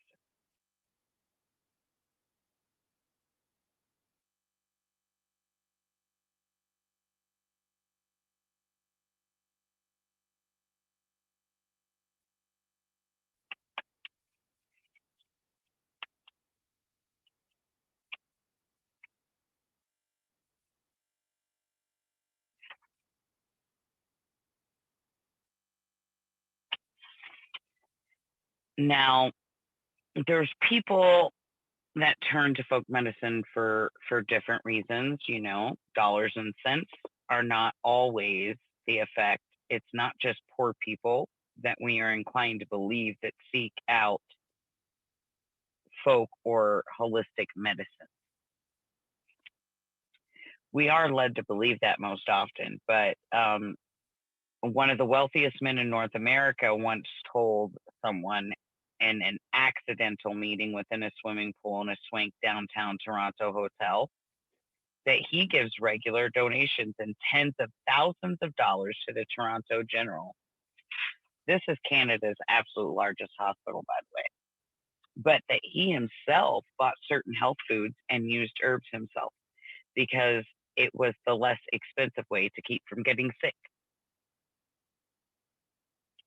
Now, there's been poorly clad Ethiopians through entrepreneurs in huge spice markets at 80s Ababa, and they maintain that garlic is much better antibiotic for them than penicillin that's available in hospitals and clinics, even though the medication is free. It is about the same no matter where you research. The rich and the poor both take advantage of folk medicine because it's either cheaper or more in tune with their cultural tradition. Now, there's another consideration that can weigh even heavier in mind, deciding between folk and regular care, and that can be summed up in the earthly expression of a Kentucky mountain man that spoke this at an herb convention in Roanoke, Virginia. The way I pick my doctors, mister, is to figure out which of them gives the most damn about me. The way I pick my doctors is to figure out which one gives the most damn about me. And a simple answer can be found, the key to any kind of successful care. Two reports from opposite ends of the globe provided additional emphasis to the belief. Sociologist writing from Jerusalem explained, or a socialist, I'm sorry, writing from Jerusalem explained that he thought a number of Israel citizens turned from legitimate to illegitimate cures. The patient turns to a traditional healer when he has had a personal frustrating experience with a modern agent, usually a physician. This can be found in Israel Annual Psychiatry and Related Disciplines, September 15th of 1977. A doctor with the medical faculty of the University of Mila in Kuala Lumpur writes, "It is not uncommon for the sick in Malaysia to feel that modern medicine merely deals with the palliation of the manifestations of illness. To him, an injury is merely the manifestation of some fundamental ill. Why did he fall from the tree which he has so often climbed in the past? Was witchcraft the cause? Why did he, of all people, develop tuberculosis? Did he commit some offense or did he annoy some spirit? To him, traditional medicine not only treats the manifestation of the illness, but can also explain the underlying event and prescribe the appropriate ritual to remove the real underlying cause. It would appear then that modern medicine fails to provide the necessary ritual and philosophic basis which is considered essential by members of such societies." This can be found in the American Journal of Chinese Medicine, Volume 7, Number 3, 1979, the year I was born, by the way. So, being among two kinds of Indians, those in Asia and those in the Navajo Reservation within northern Arizona, both cases, you can witness therapeutic benefits to patients when Ayurvedic or Hindu or Native American medicine men sang, danced, chanted, administered herbs, practiced yoga, or created beautifully colored sand paintings. In nearly every instance, such types of folk healers held hands, stroked foreheads, even massaged those whom they were treating. How many of you have had your own personal physician do any of those things ever, let alone on a regular basis? When you've been sick, if at all, hardly would seem to be the general answer. Now, some can find fault with this question, raising facts that doctors simply don't have that kind of time to do this sort of thing, which makes for an even better argument in favor of folk healers now, doesn't it? So, to put it very simply, folk healers allow themselves more time with their patients than medical doctors can or usually do. Personally, I'm acquainted with two situations in which this touch and listen therapy made all the difference in the world. There's an Apache woman within southern Arizona requesting her tribal medicine man to come and sit by her side, hold her hand, and sing one of his healing chants to her for comfort and strength. The staff at the hospital, where she was actually a patient, denied this vital opportunity because they thought it silly, superstitious, and nonsensical. She died within a few days of a common ailment where the chances of recovery are 95%. Another case is a good person admitted to St. Joseph Hospital in Omaha, Nebraska for cancer of the liver in the later part of September of 1990, happening to be in the vicinity for a convention. This author visited with him afterward and spent about 1 week longer than anticipated. His wife, as well as him, alternated days and lengthy hours and kept him company. It seemed that singing, laughing, hugging, holding hands, massaging him on occasion, and playing cards all had tremendous positive influences on him. Doctors and family alike said that such personal attention was a deciding factor in pulling him through his bout with cancer. It gave him the will to live, among other things. This should prompt people to be more carefully investigative of reasons of why so many people flock over the border to dozens of illegal cancer clinics in Mexico. The number one reason from the extensive surveys taken is not the cures they claim, as might be expected, but rather the personal care and undivided attention which they're not given here in the state, but are there during their stay. They're treated like human beings and not like numbers. One cancer victim has said. He later died in the States, but with the satisfaction that everything possible had been done for him by both systems of medicine. His widow then said, "We had no personal quarrel with our own doctors, but they're so busy, you know. And Frank felt like they and Frank felt they didn't care enough about him, and that's when he decided to head south. This woman had high praise for technologies offered by modern medicine, and in fact was somewhat hesitant about speaking well of the questionable therapies found in Mexico. However, she did compliment the manner in which they were treated while residing there. There This by no way is intended as an endorsement of what is regarded as expensive quackery south of the border. It's just a challenge and a reminder to doctors and nurses within this modern medicine today that people everywhere need a kind voice, an understanding heart, and a very gentle touch, along with drugs and surgery. Now, let's talk about WHO, the World Health Organization. They're based in Geneva, Switzerland. They've officially endorsed legitimate folk medicine as alternative form of medical care, which can work hand in hand with regular orthodox medicine. And this position is taken through the efforts of Thomas A. Lambeau, MD, Deputy Director General of WHO, and his efforts have actually upgraded traditional healers considerably and dignified their simple methods of treatment.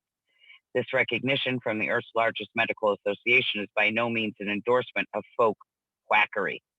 Although the line between good folk medicine and folk quackery is extremely blended, there still remains few signs of differences between them. So let's make it clear that just because magical or religious elements may be mixed up or closely intertwined with herbs, the like is no reason to call it quackery. In fact, most folk medicines throughout the world involve some occult and superstitious rituals with the rest of the therapies that are offered. It's not always a heathen to qualify as a cult. Consider the Mayan Indians of Yucatan and Guatemala, with whom considerable research has been done. While they believe in some of the devils and demons their forefathers did centuries ago, they combine this with the Virgin Mary and other recognized saints stemming from their loosely applied Catholicism. On the other hand, while devils and demons may not figure in Anabaptist folk medicine, there's an old order of Amish and Mennonites in Ohio, Indiana, and Pennsylvania, and they know that with their strict Christian beliefs often goes a fancy for imps, ghosts, and occasional goblins. Therefore, we can't rule out folk merits because of elements of religion or even black magic. Based on experience, there are several clues differentiating between folk and fake. Folk doctors generally will work in harmony with regular medical physicians. They will not discourage their patients from consulting someone orthodox if their methods fail. But a common trend in many circles is to castigate the medical profession and blame them for everything under the sun. Of such, beware. Folk doctors are more interested in the patient's needs than in their own need for money. Folk doctors in Mexico, United States, Canada, Great Britain, Africa, India, Egypt, and elsewhere treat the patient when he or she cannot pay and either dismiss the debt with a grunt or a wave of the hand or later take some fee in kind. That can be corn, chicken, potatoes, goat milk, and so forth. Unfortunately, the same cannot be said for all folk or alternative healers. If the price seems too high, beware. Folk doctors generally keep things relatively simple. They don't need a lot of the high-priced hardware found in many clinics today. Machines that hum, whir, and blink, flashing lights may be little more than theatrical trappings. Folk doctors seldom go commercial in a big way. Yes, they may hang out on occasional shingle now and then, but generally you have to tramp a few miles out of your way in order to locate them. When folk medicine goes big time, it often goes bad. So I want you guys to remember those things. Remember how to spot fake from folk and start using that differentialism that you're learning, because it's important, like hugely. It's hugely important.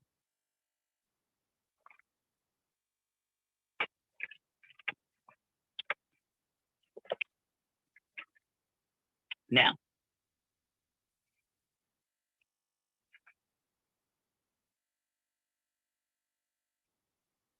I'm not in any of the chat rooms, so I'm not able to see who all's around and who's not. I'm going to see.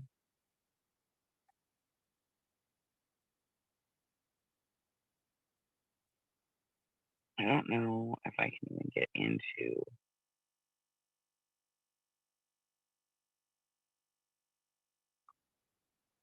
Let's see. We're going to test it. See if I can.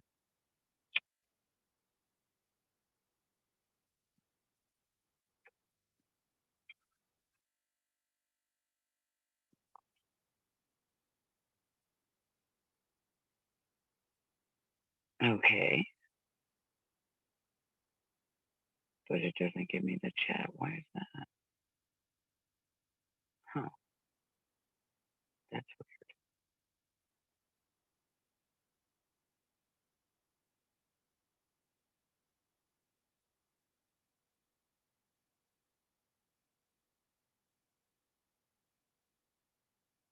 how bizarre. So I made it over to the YouTube, but I don't see a chat in YouTube.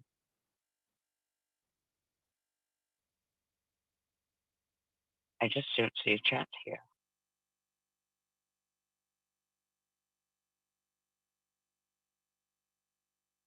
So usually I just like go there, click on it, and it's boom, boom, boom, done. So let's see here. Go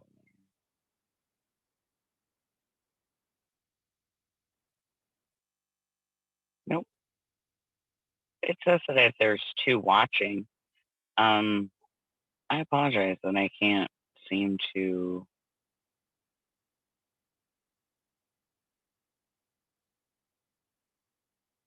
um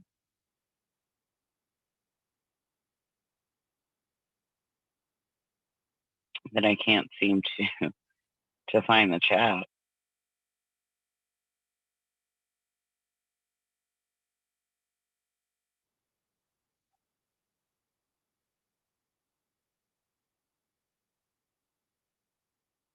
Which is BS.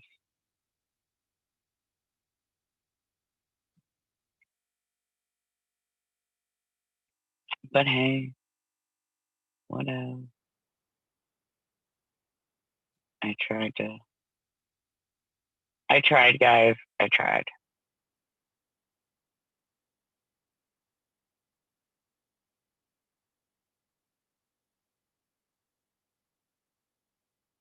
Okay. Sorry. It's mean. It won't let me.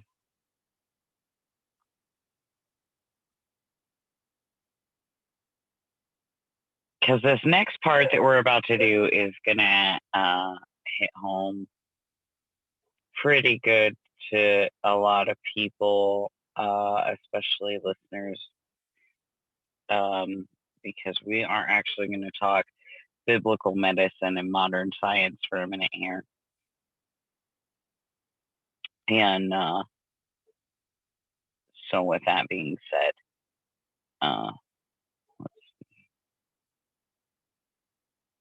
I really wanted to see if there was anybody hanging out in the chat.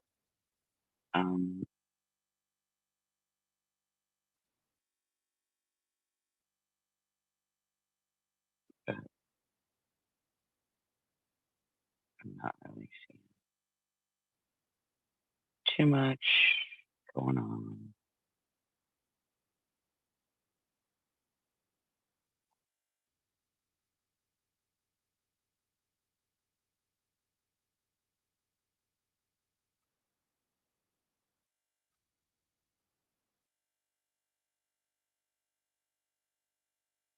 All right.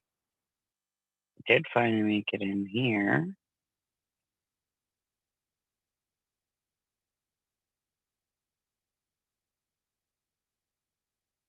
But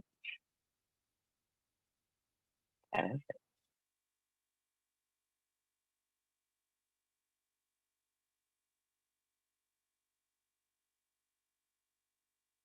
Boo. Boogly boo. Hello. Hello. Hi. Hello. Hi. Huh? Hi. Hi. How Welcome. are you? Welcome. So glad you've joined me. I was feeling so lonely in here. Were you? I'm sorry. I was. I just got up barn. I figured, but I was Yep. feeling very lonely. So, hi. I'm gonna Hi. What are we over talking? here. Yeah. We have been talking about, natural stuff, but we are just about to talk about biblical medicine and modern science. Oh yeah. Not a whole lot, but a little bit. You know what I mean? I do know what you mean.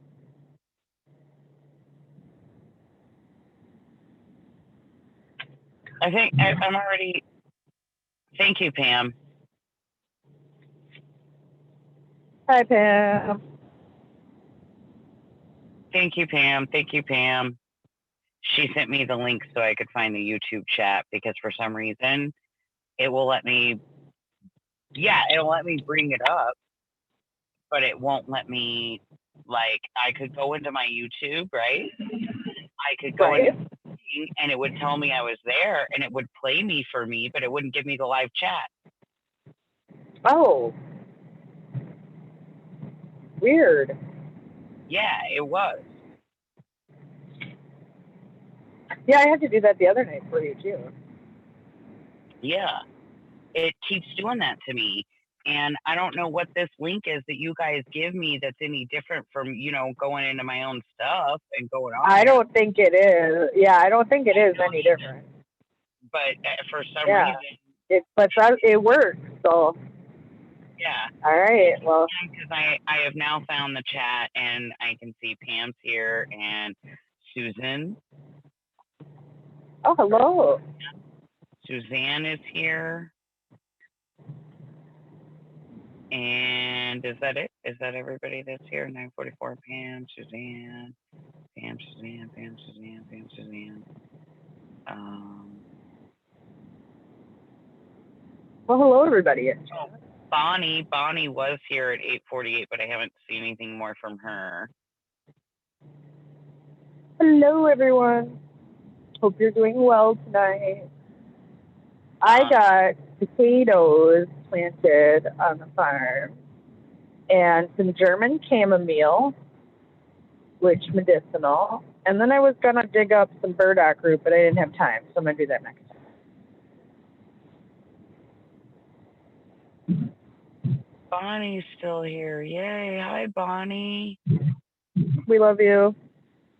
Yes, we do love Bonnie. And we love Pam, too. And Susie. Those are our people. Okay, Bonnie, just chicken. Okay, because I'm catching up on chat, so forgive me. So, Bonnie, it's just chicken. And yes, 21 days. And I can get on demand for anything, dude. On demand water heater. Yeah, pretty much that's what you already have on your RV is an on demand water heater. Basically, what you would do is just unhook it from what it's hooked to under there, just hook it directly into the other one and just put it in pretty much the same place. But that's pretty much what your water heater is on a RV is an on demand because it heats it as you're using it. Pretty much. It's not really. Yeah, it's like it's basically a tankless. It's a tankless water heater. Right. You know what I mean? Right. That's what an on demand is basically a tankless. And so when you're in an RV, it's not really filling up a reservoir of hot water. It's heating it as it's coming out. Right. That's what makes it on demand, guys. True. So it's a little chilly up here tonight. So. Yeah. Let's see. Yes, life on the farm is always crazy. Yeah, Everyone that's knows true. it. Yep, that's real. Okay, I think I caught up. There's always Yeah. something going on and always something to do. Yes, Bonnie. More efficient for sure, definitely. So yeah. Okay, so since we've been talking so far and we've realized that folk cures are often mixed with religious meaning, they're also often mixed with religious meaning in the Bible. So we're going to go to the Old Testament that records an Israelite king named Hezekiah, and he was sick unto death. His condition was listed. His condition was listed simply as a boil. Some biblical scholars are inclined to think it was a possible tumor due to the nature of its serious description. Isaiah recommended a lump of fig.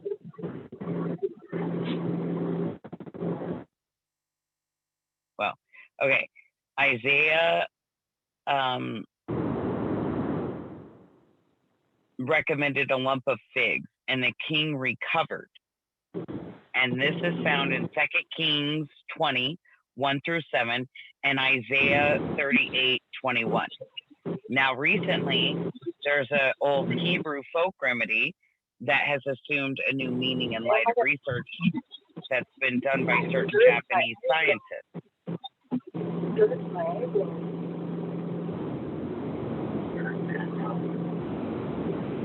Don't ever worry about your spelling, Bunny. We're not concerned. Yeah, we're not grammar Nazis at all. Not even a little bit. So now, they found that there is an active carcinostatic principle in figs that is called benzaldehyde. Clinically, the steam distillates of fig fruit reduced malignant human tumors by as much as 39%. Ironically, figs work better on human tumors than on mice or rats.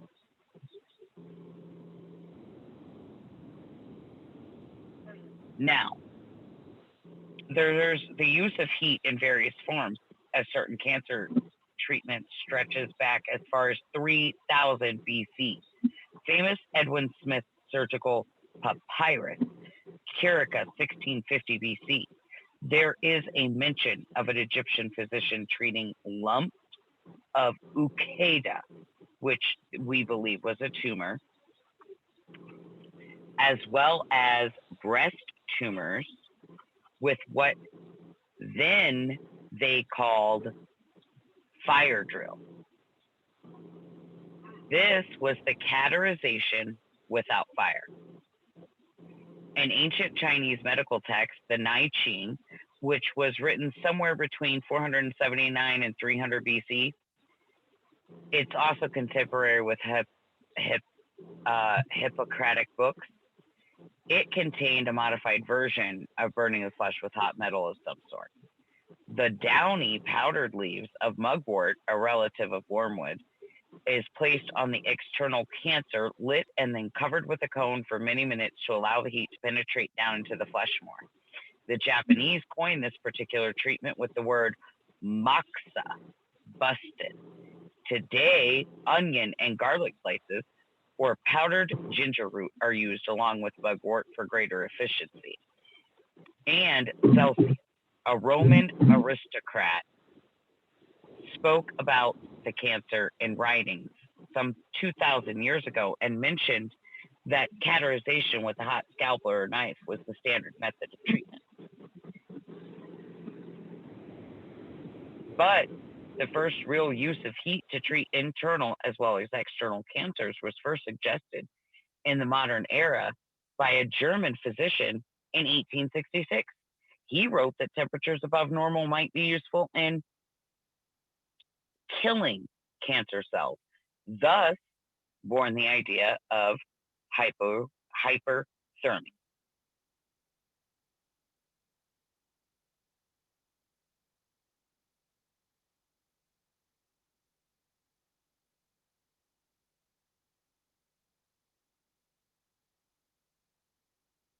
Now,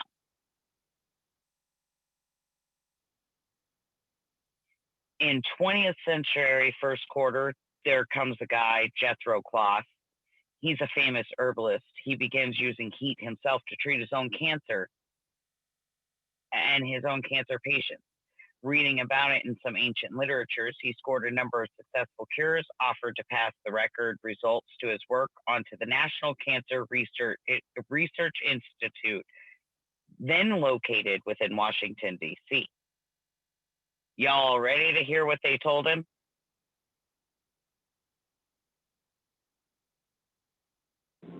Yep.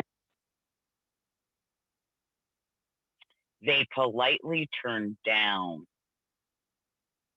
all of his findings in the spring of 1939.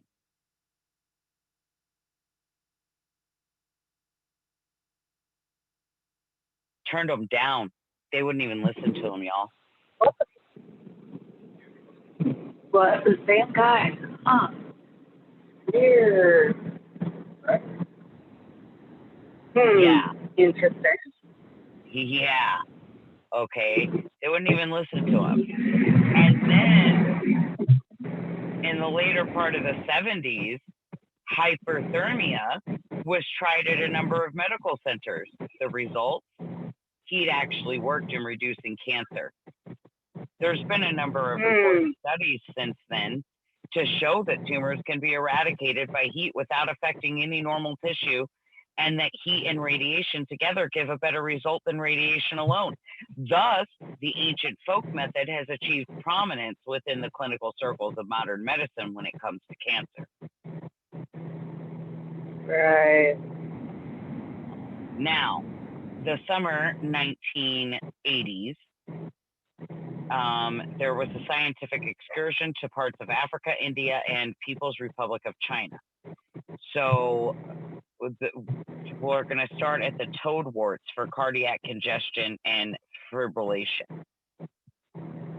In the city of Tashan, there's some Chinese doctors at a local hospital and some not so pretty looking Aztec toads.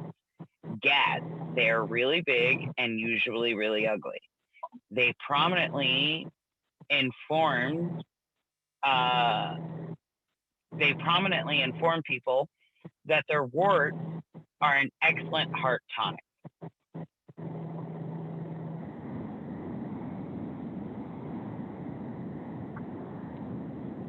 Their method of extraction is interesting. The toad is held firmly in one hand while the biggest wart-like swelling just behind the eye is touched lightly with a hot iron. Immediately, a whitish juice is exuded by the toad. The smell is like skunk number 5. This is scraped off and put onto a glass plate, and another toad is then taken and the operation repeated until there is a good supply of the white juice. This is then permitted to evaporate slowly into a powder, which is used to make pills and liquid tonics for the heart.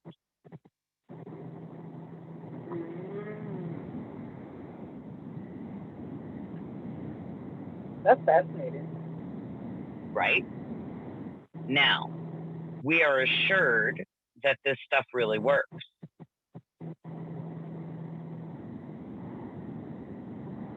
Now, when you do research on particular folk remedy like this, it comes up with a thing or two that makes it a little bit more believable. In the early 1920s, several scientists at the Rockefeller Research Institute in New York City who experimented with the same kind of Aztec toads found that by stimulating their parotid glands with electricity, they were able to obtain the same white secretion and active principle of which they named buffin after the toad. Furthermore, experimentation with buffin on animals demonstrated that was nearly identical in its physiological action to that of digitalis, the heart stimulant, itself originally isolated from the foxglove plant. Now, anybody who has Americandex handy only needs to consult it for an entire page of buffin-related compounds that are used for hypertension, cardiac arrhythmia, and the like. Herb enthusiasts appreciate the added tidbit of information that some of these important toad compounds, the buffinoids and buffadeniloids, are also found within certain herbs, such as squill, wild hyacinthia, and hellebore. However, we don't really recommend popping toadworts for a weak heart unless you have a strong stomach. Oof.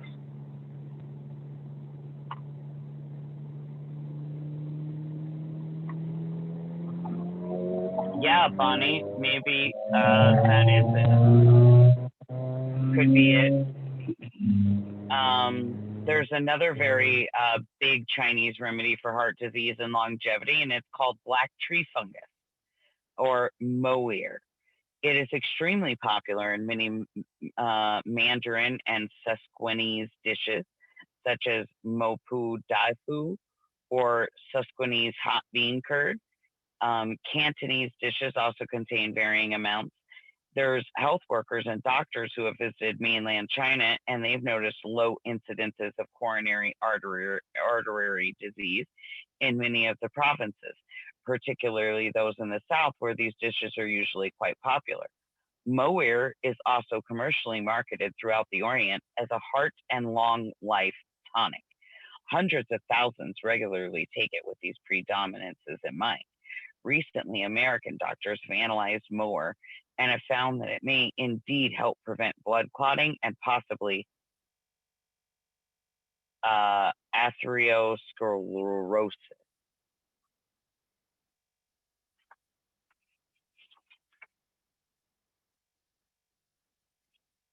Now, we talked a little bit about our naturopathic physicians, and now we're coming back to them again. They do eat a lot less sugar as well, Bonnie. And they do eat more heat and savory foods as well. And this shows in their health and their development as well. From their brain development and intellectual side, as well as their spiritual side. They're far more in touch with their personal being and well-being than we are in most cases. Just stated.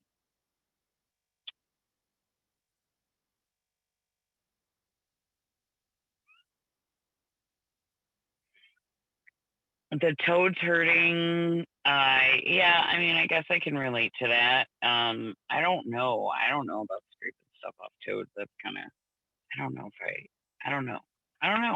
But, I guess if it works and that's what they have to do there, then,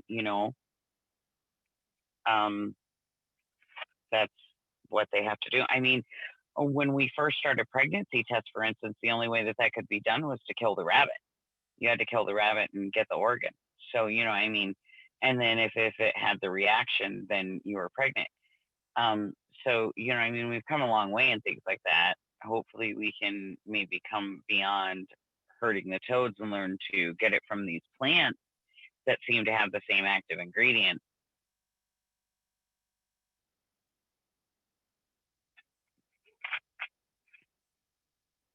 Right. The rabbit done died. Yes, exactly, Bonnie. Aerosmith all the way, every day, pumping it hard. Yeah. Okay, so active use of a folk medicine tradition by health professionals almost ceased during this century, being the 80s and 90s.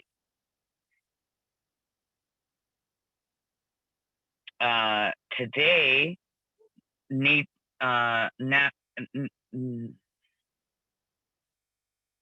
nurtio or naturopathy or naturopathy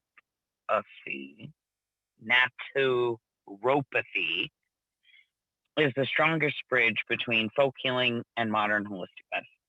This is the bridge whose existence at times depends upon only very few individuals, among them being John Beister, ND.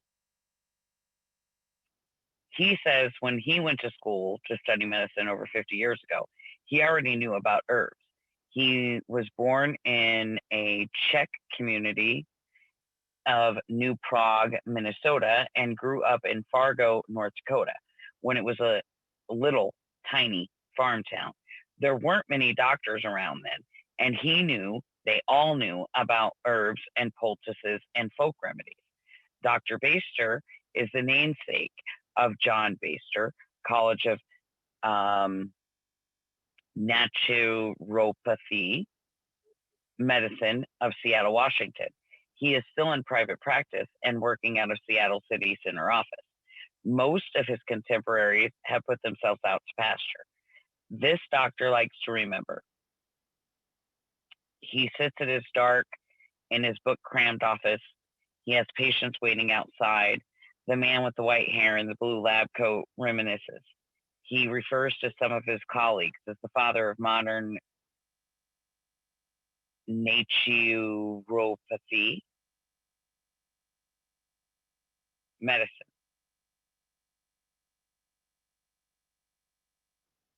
Is it, Bonnie?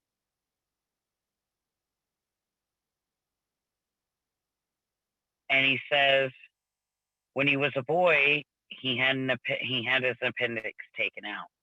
His mother didn't take him back to the doctor to make sure the incision was healed. She went out into the yard. She got plantain and put that on his wound, and it healed within a week. She learned this from her mother, who was a pioneer. She and her mother used to go out and gather the dry herbs. Everyone did. People would come for miles around for mother's dandelion tea. And when any of us had kidney problems, she would put juniper berries on the stove and boil them for us. I can still smell the juniper. She used to make ointments out of herbs that the whole family would use. Was she a folk healer? We never thought of her as that. To us, she was just an ordinary housewife. Mom. Dad was a pharmacist. In those days, the pharmacists compounded their own drugs out of herbs and extracts. He wouldn't go herb gathering with us because he was too busy at the store. He'd get most of his herbs from companies like Lloyd's of Cincinnati. Old naturalists, the botanical people, herb users would rely on whatever was handy and ingenious. The old German doctors would tell us about how one thing worked for flu, and the locals would tell us that the Indians used something else. Both remedies worked. When this doctor grew a little older, he moved from Fargo to Seattle, where he went to Seattle College. He wasn't planning on being a doctor. His mother influenced him to do it. She was on her way to have an appendectomy when he was in North Dakota, but she happened to stop first at a chiropractor's office. He did a manipulation and the pain vanished. It stayed away until she died at age 89. She was also cured of chronic migraine headache by that same chiropractor. By chance, they lived next door to a chiropractor and naturopathic practitioner in Seattle. By his mother's urging, he went to visit with this person and started, as they say, on a fateful path. After completion of a 4-year course in science and chemistry at Seattle College, Dr. Beister began studying chiropractic at Seattle's Grace University, associated with Grace Hospital. After chiropractic training, He then completed a course of degrees in naturopathic healing and became an intern at Grace Hospital. He says that all the healing professions were represented at Grace Hospital. There were doctors of medicine, chiropractic, osteopathy, naturopathy, podiatry, and optometry. The animosity towards the natural-oriented doctors was not so great at this time. He was young and unconcerned with politics, and it seemed like a happy situation. That's how he recalls it. At that time, there was still a broad-based use of botanicals among all the healing disciplines, and they were being increasingly packaged as medicine, though encapsulated and pressed into tablets by the herbal supply companies as well as the pharmaceutical companies. 1900s progressed, chemistry became more refined. There was the strong movement to isolate active ingredients in herbs, synthetically substitute them. Botanicals fell more and more into disguise. Herbalists and doctors not practicing strict pharmaceutical and surgical medicine were under increasing pressure. There were people who were gifted healers that were persecuted. It's been difficult for naturopaths to receive just recognition for their accomplishments, but all in all, despite adversity, the field has blossomed. Naturopathic doctors, folk healers, and all other healers who practice within the vitalistic tradition have always had the same basic problem in proving the validity of their approach. The problem, obviously, is that methods are based upon observation of individual cases. This is empiricism rather than applications of principles. So successes are undocumented and work isn't statistically quantified. Often, a cure with a natural approach is called by medical doctors a spontaneous remission. It once did, yes, Pam. The very nature of empirical medicine has made it suspect as a valid approach in current age of proof by statistical corroboration. The aim of the doctors of the naturopathic medicine over the past 50 years has been to scientifically verify the correctness of natural, often folk-based healing. Search for specific evidence of the guiding principles of nature as they relate to physical health has become the mission of the 20th century naturopath. Using contemporary diagnostic and evaluative equipment, much of it computerized and modern medical procedures, they're able to chart the effects of natural remedies. In so doing this, they have departed from the purely empirical mode and have embarked upon establishing a new science of natural healing. Now, Dr. Baster was among the leaders in this enterprise long before John Baster College of Naturopathic Medicine was founded. He attempted to identify the scientific effects of natural healing and to devise combinations of natural therapies that could be uniformly applied according to pathology. He's quoted as saying, "When I was a young doctor, it didn't bother me very much not to understand exactly how and why things were working. The procedures we're using seem to be effective 80 to 90% of the time. Some of our most reliable procedures could have been classified as old wives' tales. The knowledge behind them was strictly empirical, but many of these so-called old wives' tales had variety."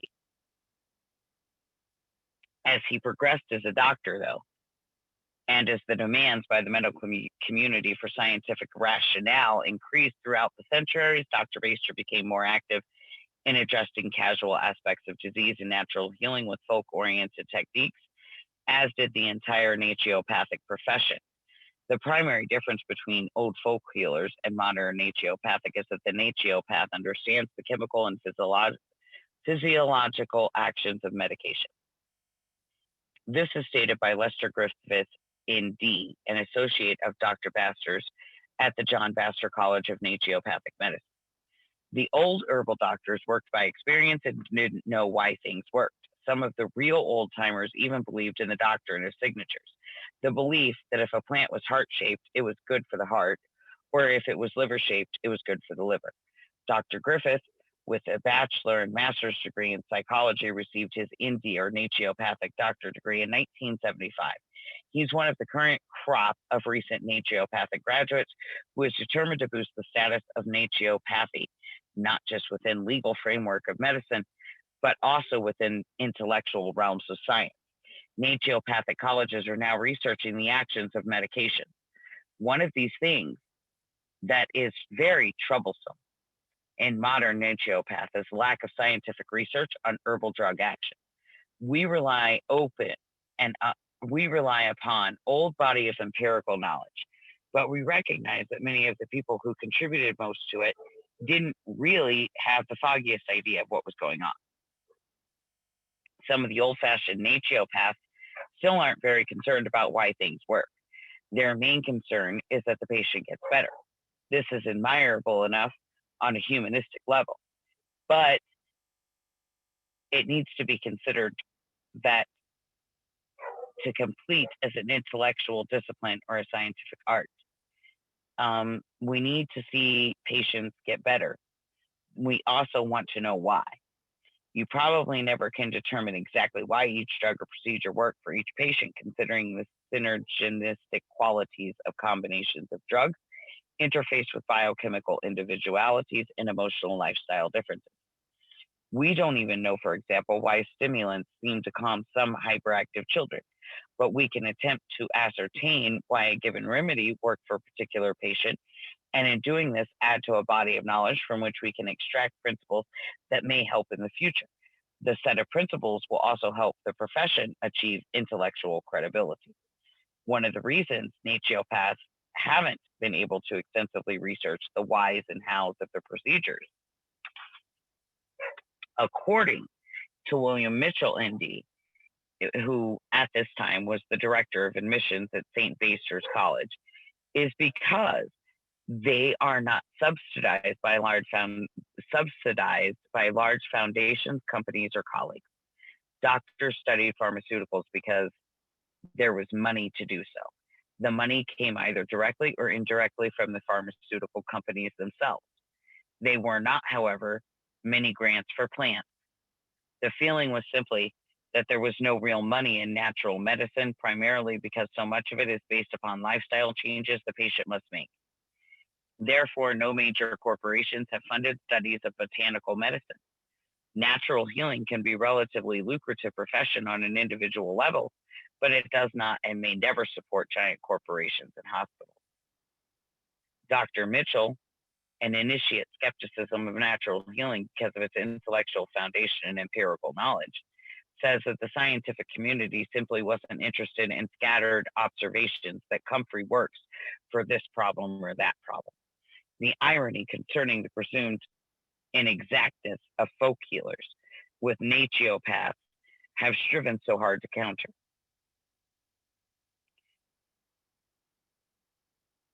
In that, the allopaths, medical doctors, often rely upon the same sort of empirical observation to justify use of their pharmaceutical drugs. Many of the drugs listed in the physician's desk reference are accompanied by the statement that the mechanism of action is unknown. They do have considerable data on many of these drugs, but much of it is rather contrived. There's a lot of common medicine, according to Dr. Griffith, who says that mechanics of action is not really understood. The doctor prescribes them without really knowing why they seem to work. Nonetheless, it's passed off under the guise of good scientific medicine. This process of understanding the direct specific cause of benefit of a medicine is even harder when you're using botanical medicines, according to Griffith, because botanicals have so many ingredients in them. You may have a dozen or more chemical ingredients in a single herb that work together to produce the ingredients in a single herb that work together to produce the desired effect. When you use herbs in combination and add dietary and physical changes to that, you have an even greater number of physically altering forces working upon the body.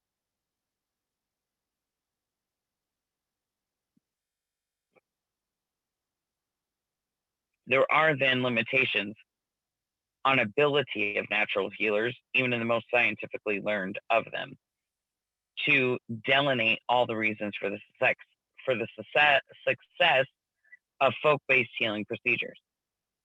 Well-modern naturopaths and natural healing colleagues can catalog, index, and cross-reference various flows and patterns of the cosmos as mirrored in man. There will, it seems always, be mysterious layered over mystery. Nonetheless, the application of rational mechanical principles to natural healing has helped strip myth and falsity from the art and has brought its greater respect within the scientific world. Now, on 3.5-acre campus among the redwoods running along the Russian River of Northern California is the Pacific College of Naturopathic Medicine. This is the latest effort of naturopaths to formalize the folk tradition of healing in America. The Pacific College outside Monterey in Marion County, north of San Francisco, is a virtual newborn, having only begun operating in 1979. The college is situated around a former resort and consists of a main classroom building, an administration building, a discretionary laboratory, a microbiology laboratory, a structural manipulation laboratory, a library, a cafeteria, and a bookstore. Recognized by California Department of Education, it now has 93 students participating in its curriculum, well, at this time of the book writing anyway.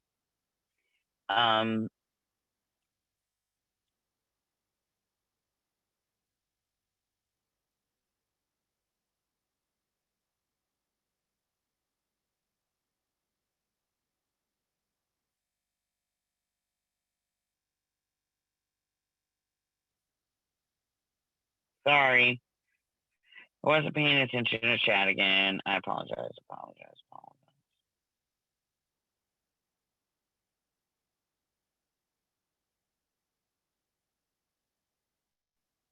And it seems like speaker has kicked me off, so I'm going to close that for the evening.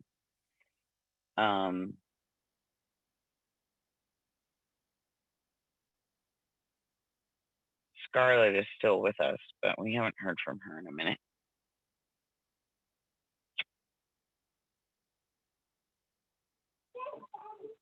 I'm currently dying, G.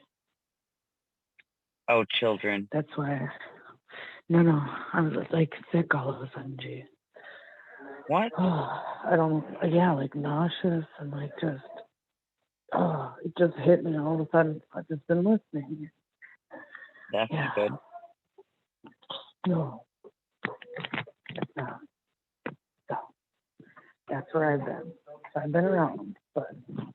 I see. All right.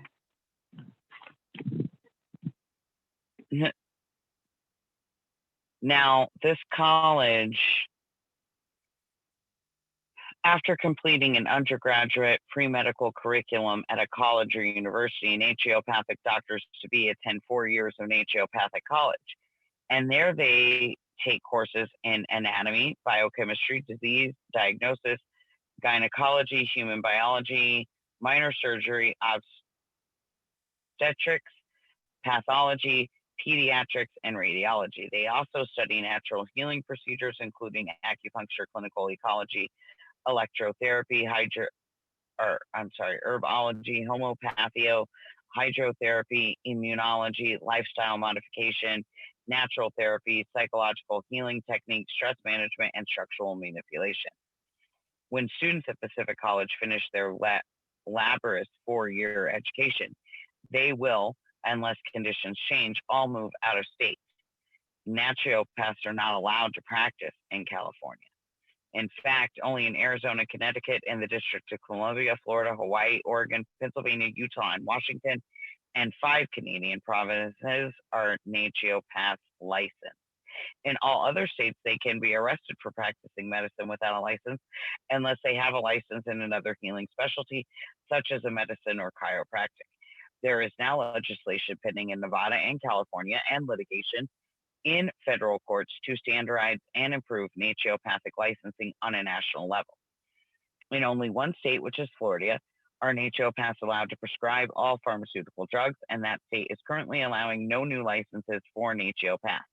In some other states, such as Oregon, NDs can prescribe any medication that comes from a natural source, including some narcotics and highly toxic drugs.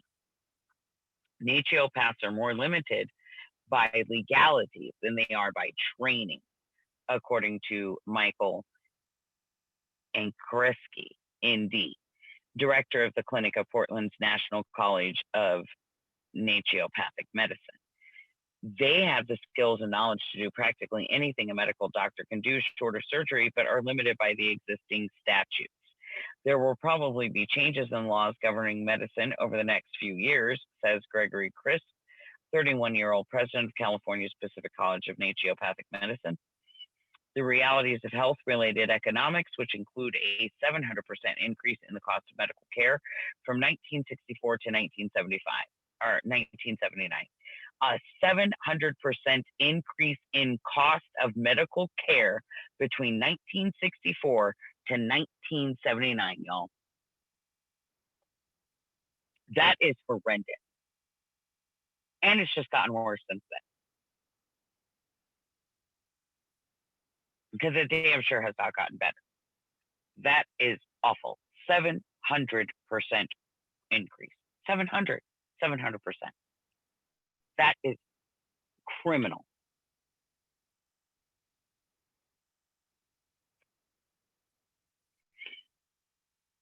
Now, this dictates that the virtual monopoly medical doctors have enjoyed. Medical consumers are demanding that competition be brought into the medical arena because of the runaway cost of the current situation and because of many of them have lost their faith in the existing medical establishment. Over this same time, costs have been escalating, so is the incidence of degenerative and chronic illness. There's been a strong movement to reorient healthcare system over the past 15 years. Now it's more like 30. One that has not even began to peak. It has become imperative that we have a healthcare system that can respond to our current medical needs, and the one presently in existence is clearly not fulfilling this function. The trend toward organization and institutionalization of the vitalistic folk tradition, which is being are done now under the banner of holistic medicine and focused to a large part of the flourishing profession of naturopathy, is obviously a more recent one. The granddaddy of the 3 operating naturopathic colleges is Portland's National College of Naturopathic Medicine. It is 25 years old. The John Baser College of Naturopathic Medicine in Seattle was founded in 1978. All of these colleges have approximately the same number of students. The enrollment of none is particularly massive. However, the trend toward increased enrollment has been steady over the past decade, and besides the 2 recently founded colleges, a 4th new naturopathic college, the American College of Naturopathic Medicine, will soon open in Salem, Oregon. So, now, with all of that, we've covered a lot tonight, basically just on all of the holistic and naturopathic and folklore and mechanical, empirical, rational healing. So we are going to be wrapping it up here for the evening, as we have filled our time slot for the evening.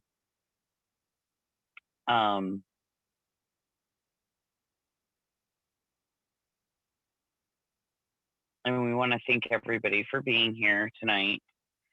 And thank everybody for listening. Remember, don't forget that you can donate to the Corona Bomb, keep us on air.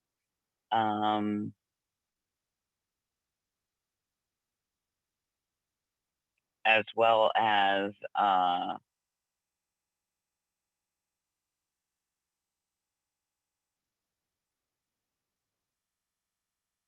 if you want to donate just directly to the show, you can go to the show page and click donate, put GIF or Red Gypsy.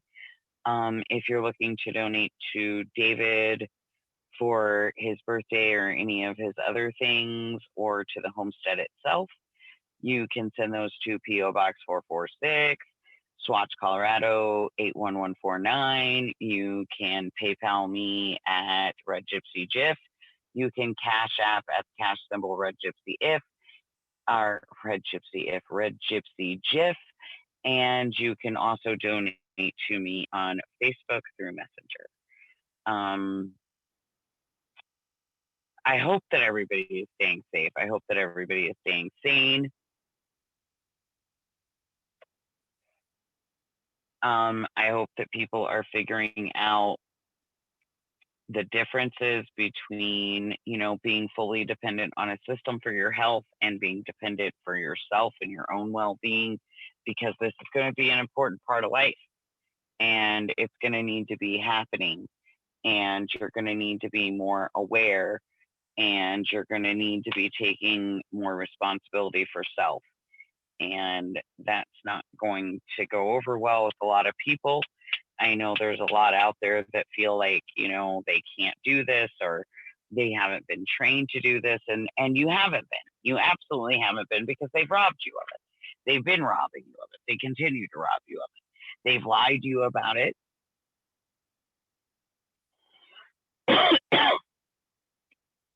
You're welcome, Bonnie. I appreciate you listening.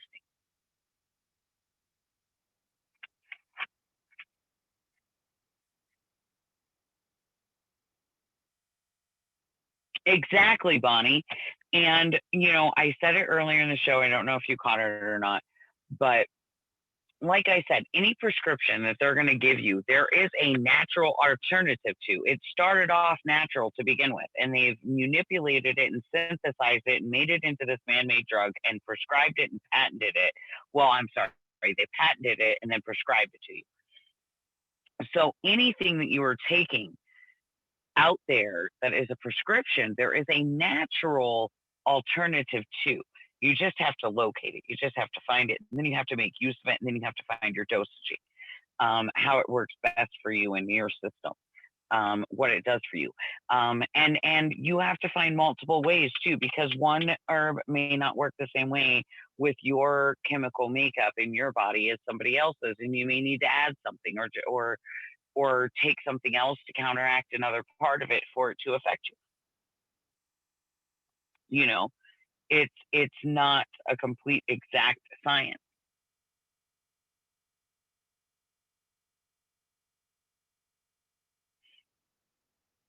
I do, Pam. It is a little crazy sometimes. But I try. I try. I try to share that information with people because, I think it's important, man. Like, especially right now and everything going on. And it's just, guys, I don't want to see anybody left out. I don't want to see anybody forgotten. I don't want to see anybody, hurting.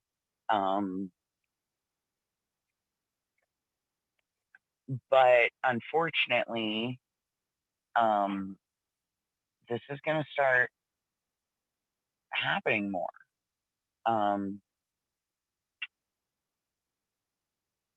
And we've got to be paying attention, because they're stripping everything away from us. And we're just letting them do it, and we're not questioning it, and we're going with the flow. And I'm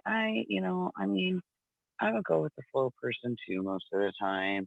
Ebb and flow, everything equals out. But in this particular case anymore. I'm really beginning to wonder if it does even out. I'm really starting to question that myself fully, because yeah, I can't see where all this is going, and none of us can. None of us can read the future, but what I can say is that we have to start being more self-reprehensible. We have to stop being so dependent on everything and everyone else for our own well-being, for our own ability of self-care, because the bottom line is they don't care. They don't care about you. They want us to believe that they do. But the truth is that they don't care. The truth is that you don't matter to them. And you have to understand that alone before you can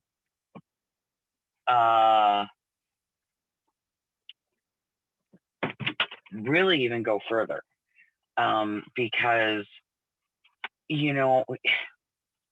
they get us so into the structuring that we need all of these things that we don't need to begin with, but they get us so into the structuring and thought process that we can't do these things without their permission, their drugs, their pills, their way of doing things. And that's not true. There were other ways of doing things long before their ways of doing things. And they don't want us to remember that.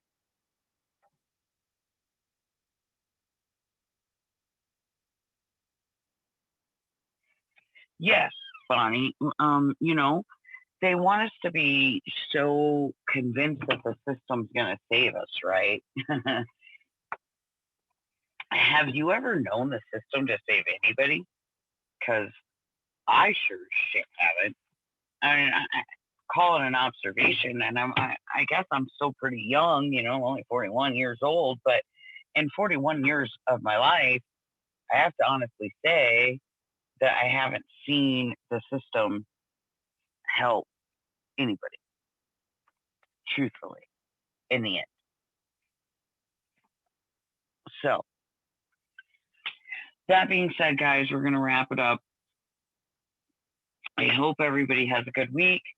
I will be joining you again Friday on Clarity After Dark.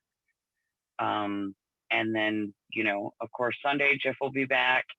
And we will continue. We are going to do the great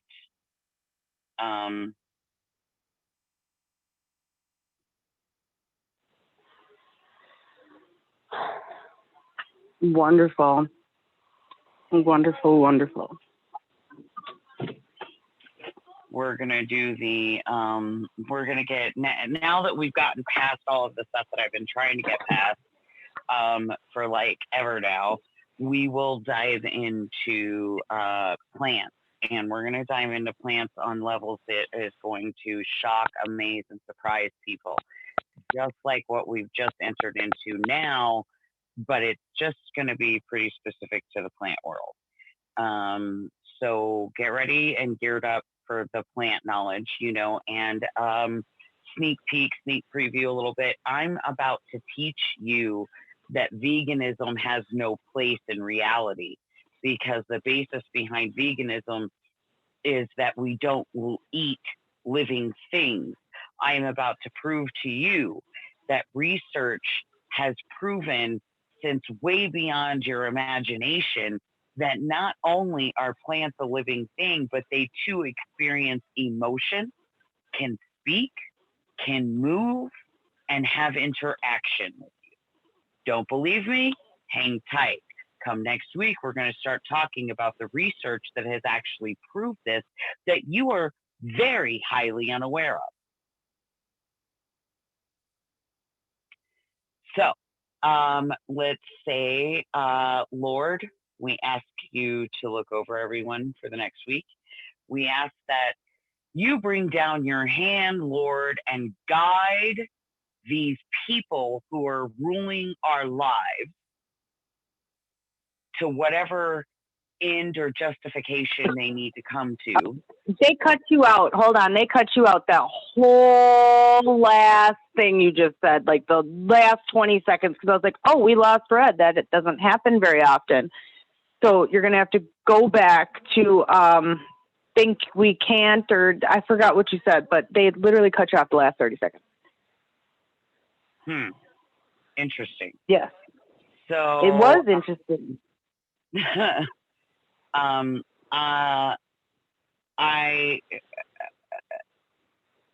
going to show you guys that you have been misinformed on what plants really are and what they're capable of, and the research behind it, and that it is scientific and solid. They are just as alive as any livestock animal out on my yard, from corn to grass to otherwise. Don't believe me? Stick with us, and we're going to talk about it. And we're gonna teach you the research behind it, and let you know where you can find more information and back it up through your own research. We're also going to give you some experiments you can do at home to prove it. So now, that being stated, please remember that we're going to do a little prayer here. So, Lord, we pray that you watch over all of us for the next week, that you keep us all within your guidance, that you reach your hand down to those in charge of our lives, Lord, and that you open their hearts and their ears and their eyes to the realities of the situation, and you show them, Lord, that your people are not going to be stepped on, that your people are not going to be overlooked, Lord, that you show them that your people are strong, that your people are powerful, that we're not going to back down to their whims because they want us to. We want you, Lord, to show them how powerful our God is and that they are nothing. We need you now, Lord, more than we've ever needed you in our entire lives. We feel as though your children in Israel led upon the Egyptians for slavery. Please, Lord, we ask of you to look out for us. And we ask that you guide us and that you help us to understand when to fight, Lord, and when to comply, Lord. And we hope that we are following your will, and we hope that we are doing what you ask of us. But we know, Lord, that we have a powerful God. We know, Lord, that our God will never leave us and leave us in ruin, that there is always a plan. And we hope, Lord, that we start to see the result of the bigger picture before we all fall and lose faith, Lord. I ask that you keep faith strong in all of your followers and all of our listeners throughout the week, Lord. I ask that you keep the challenges to a minimum for those that are having problems. I ask that you reach out and you assist them, Lord. I ask that Raphael passes this message on to you, and that everyone has a blessed day. And in your name, Lord, let's let this be done. Amen. And on that note, dare to be different, dare to be you, dare to learn to love yourself unconditionally. Scarlett? From the land of 10,000 lakes and from the highest desert valley in the great American Southwest, good night, universe.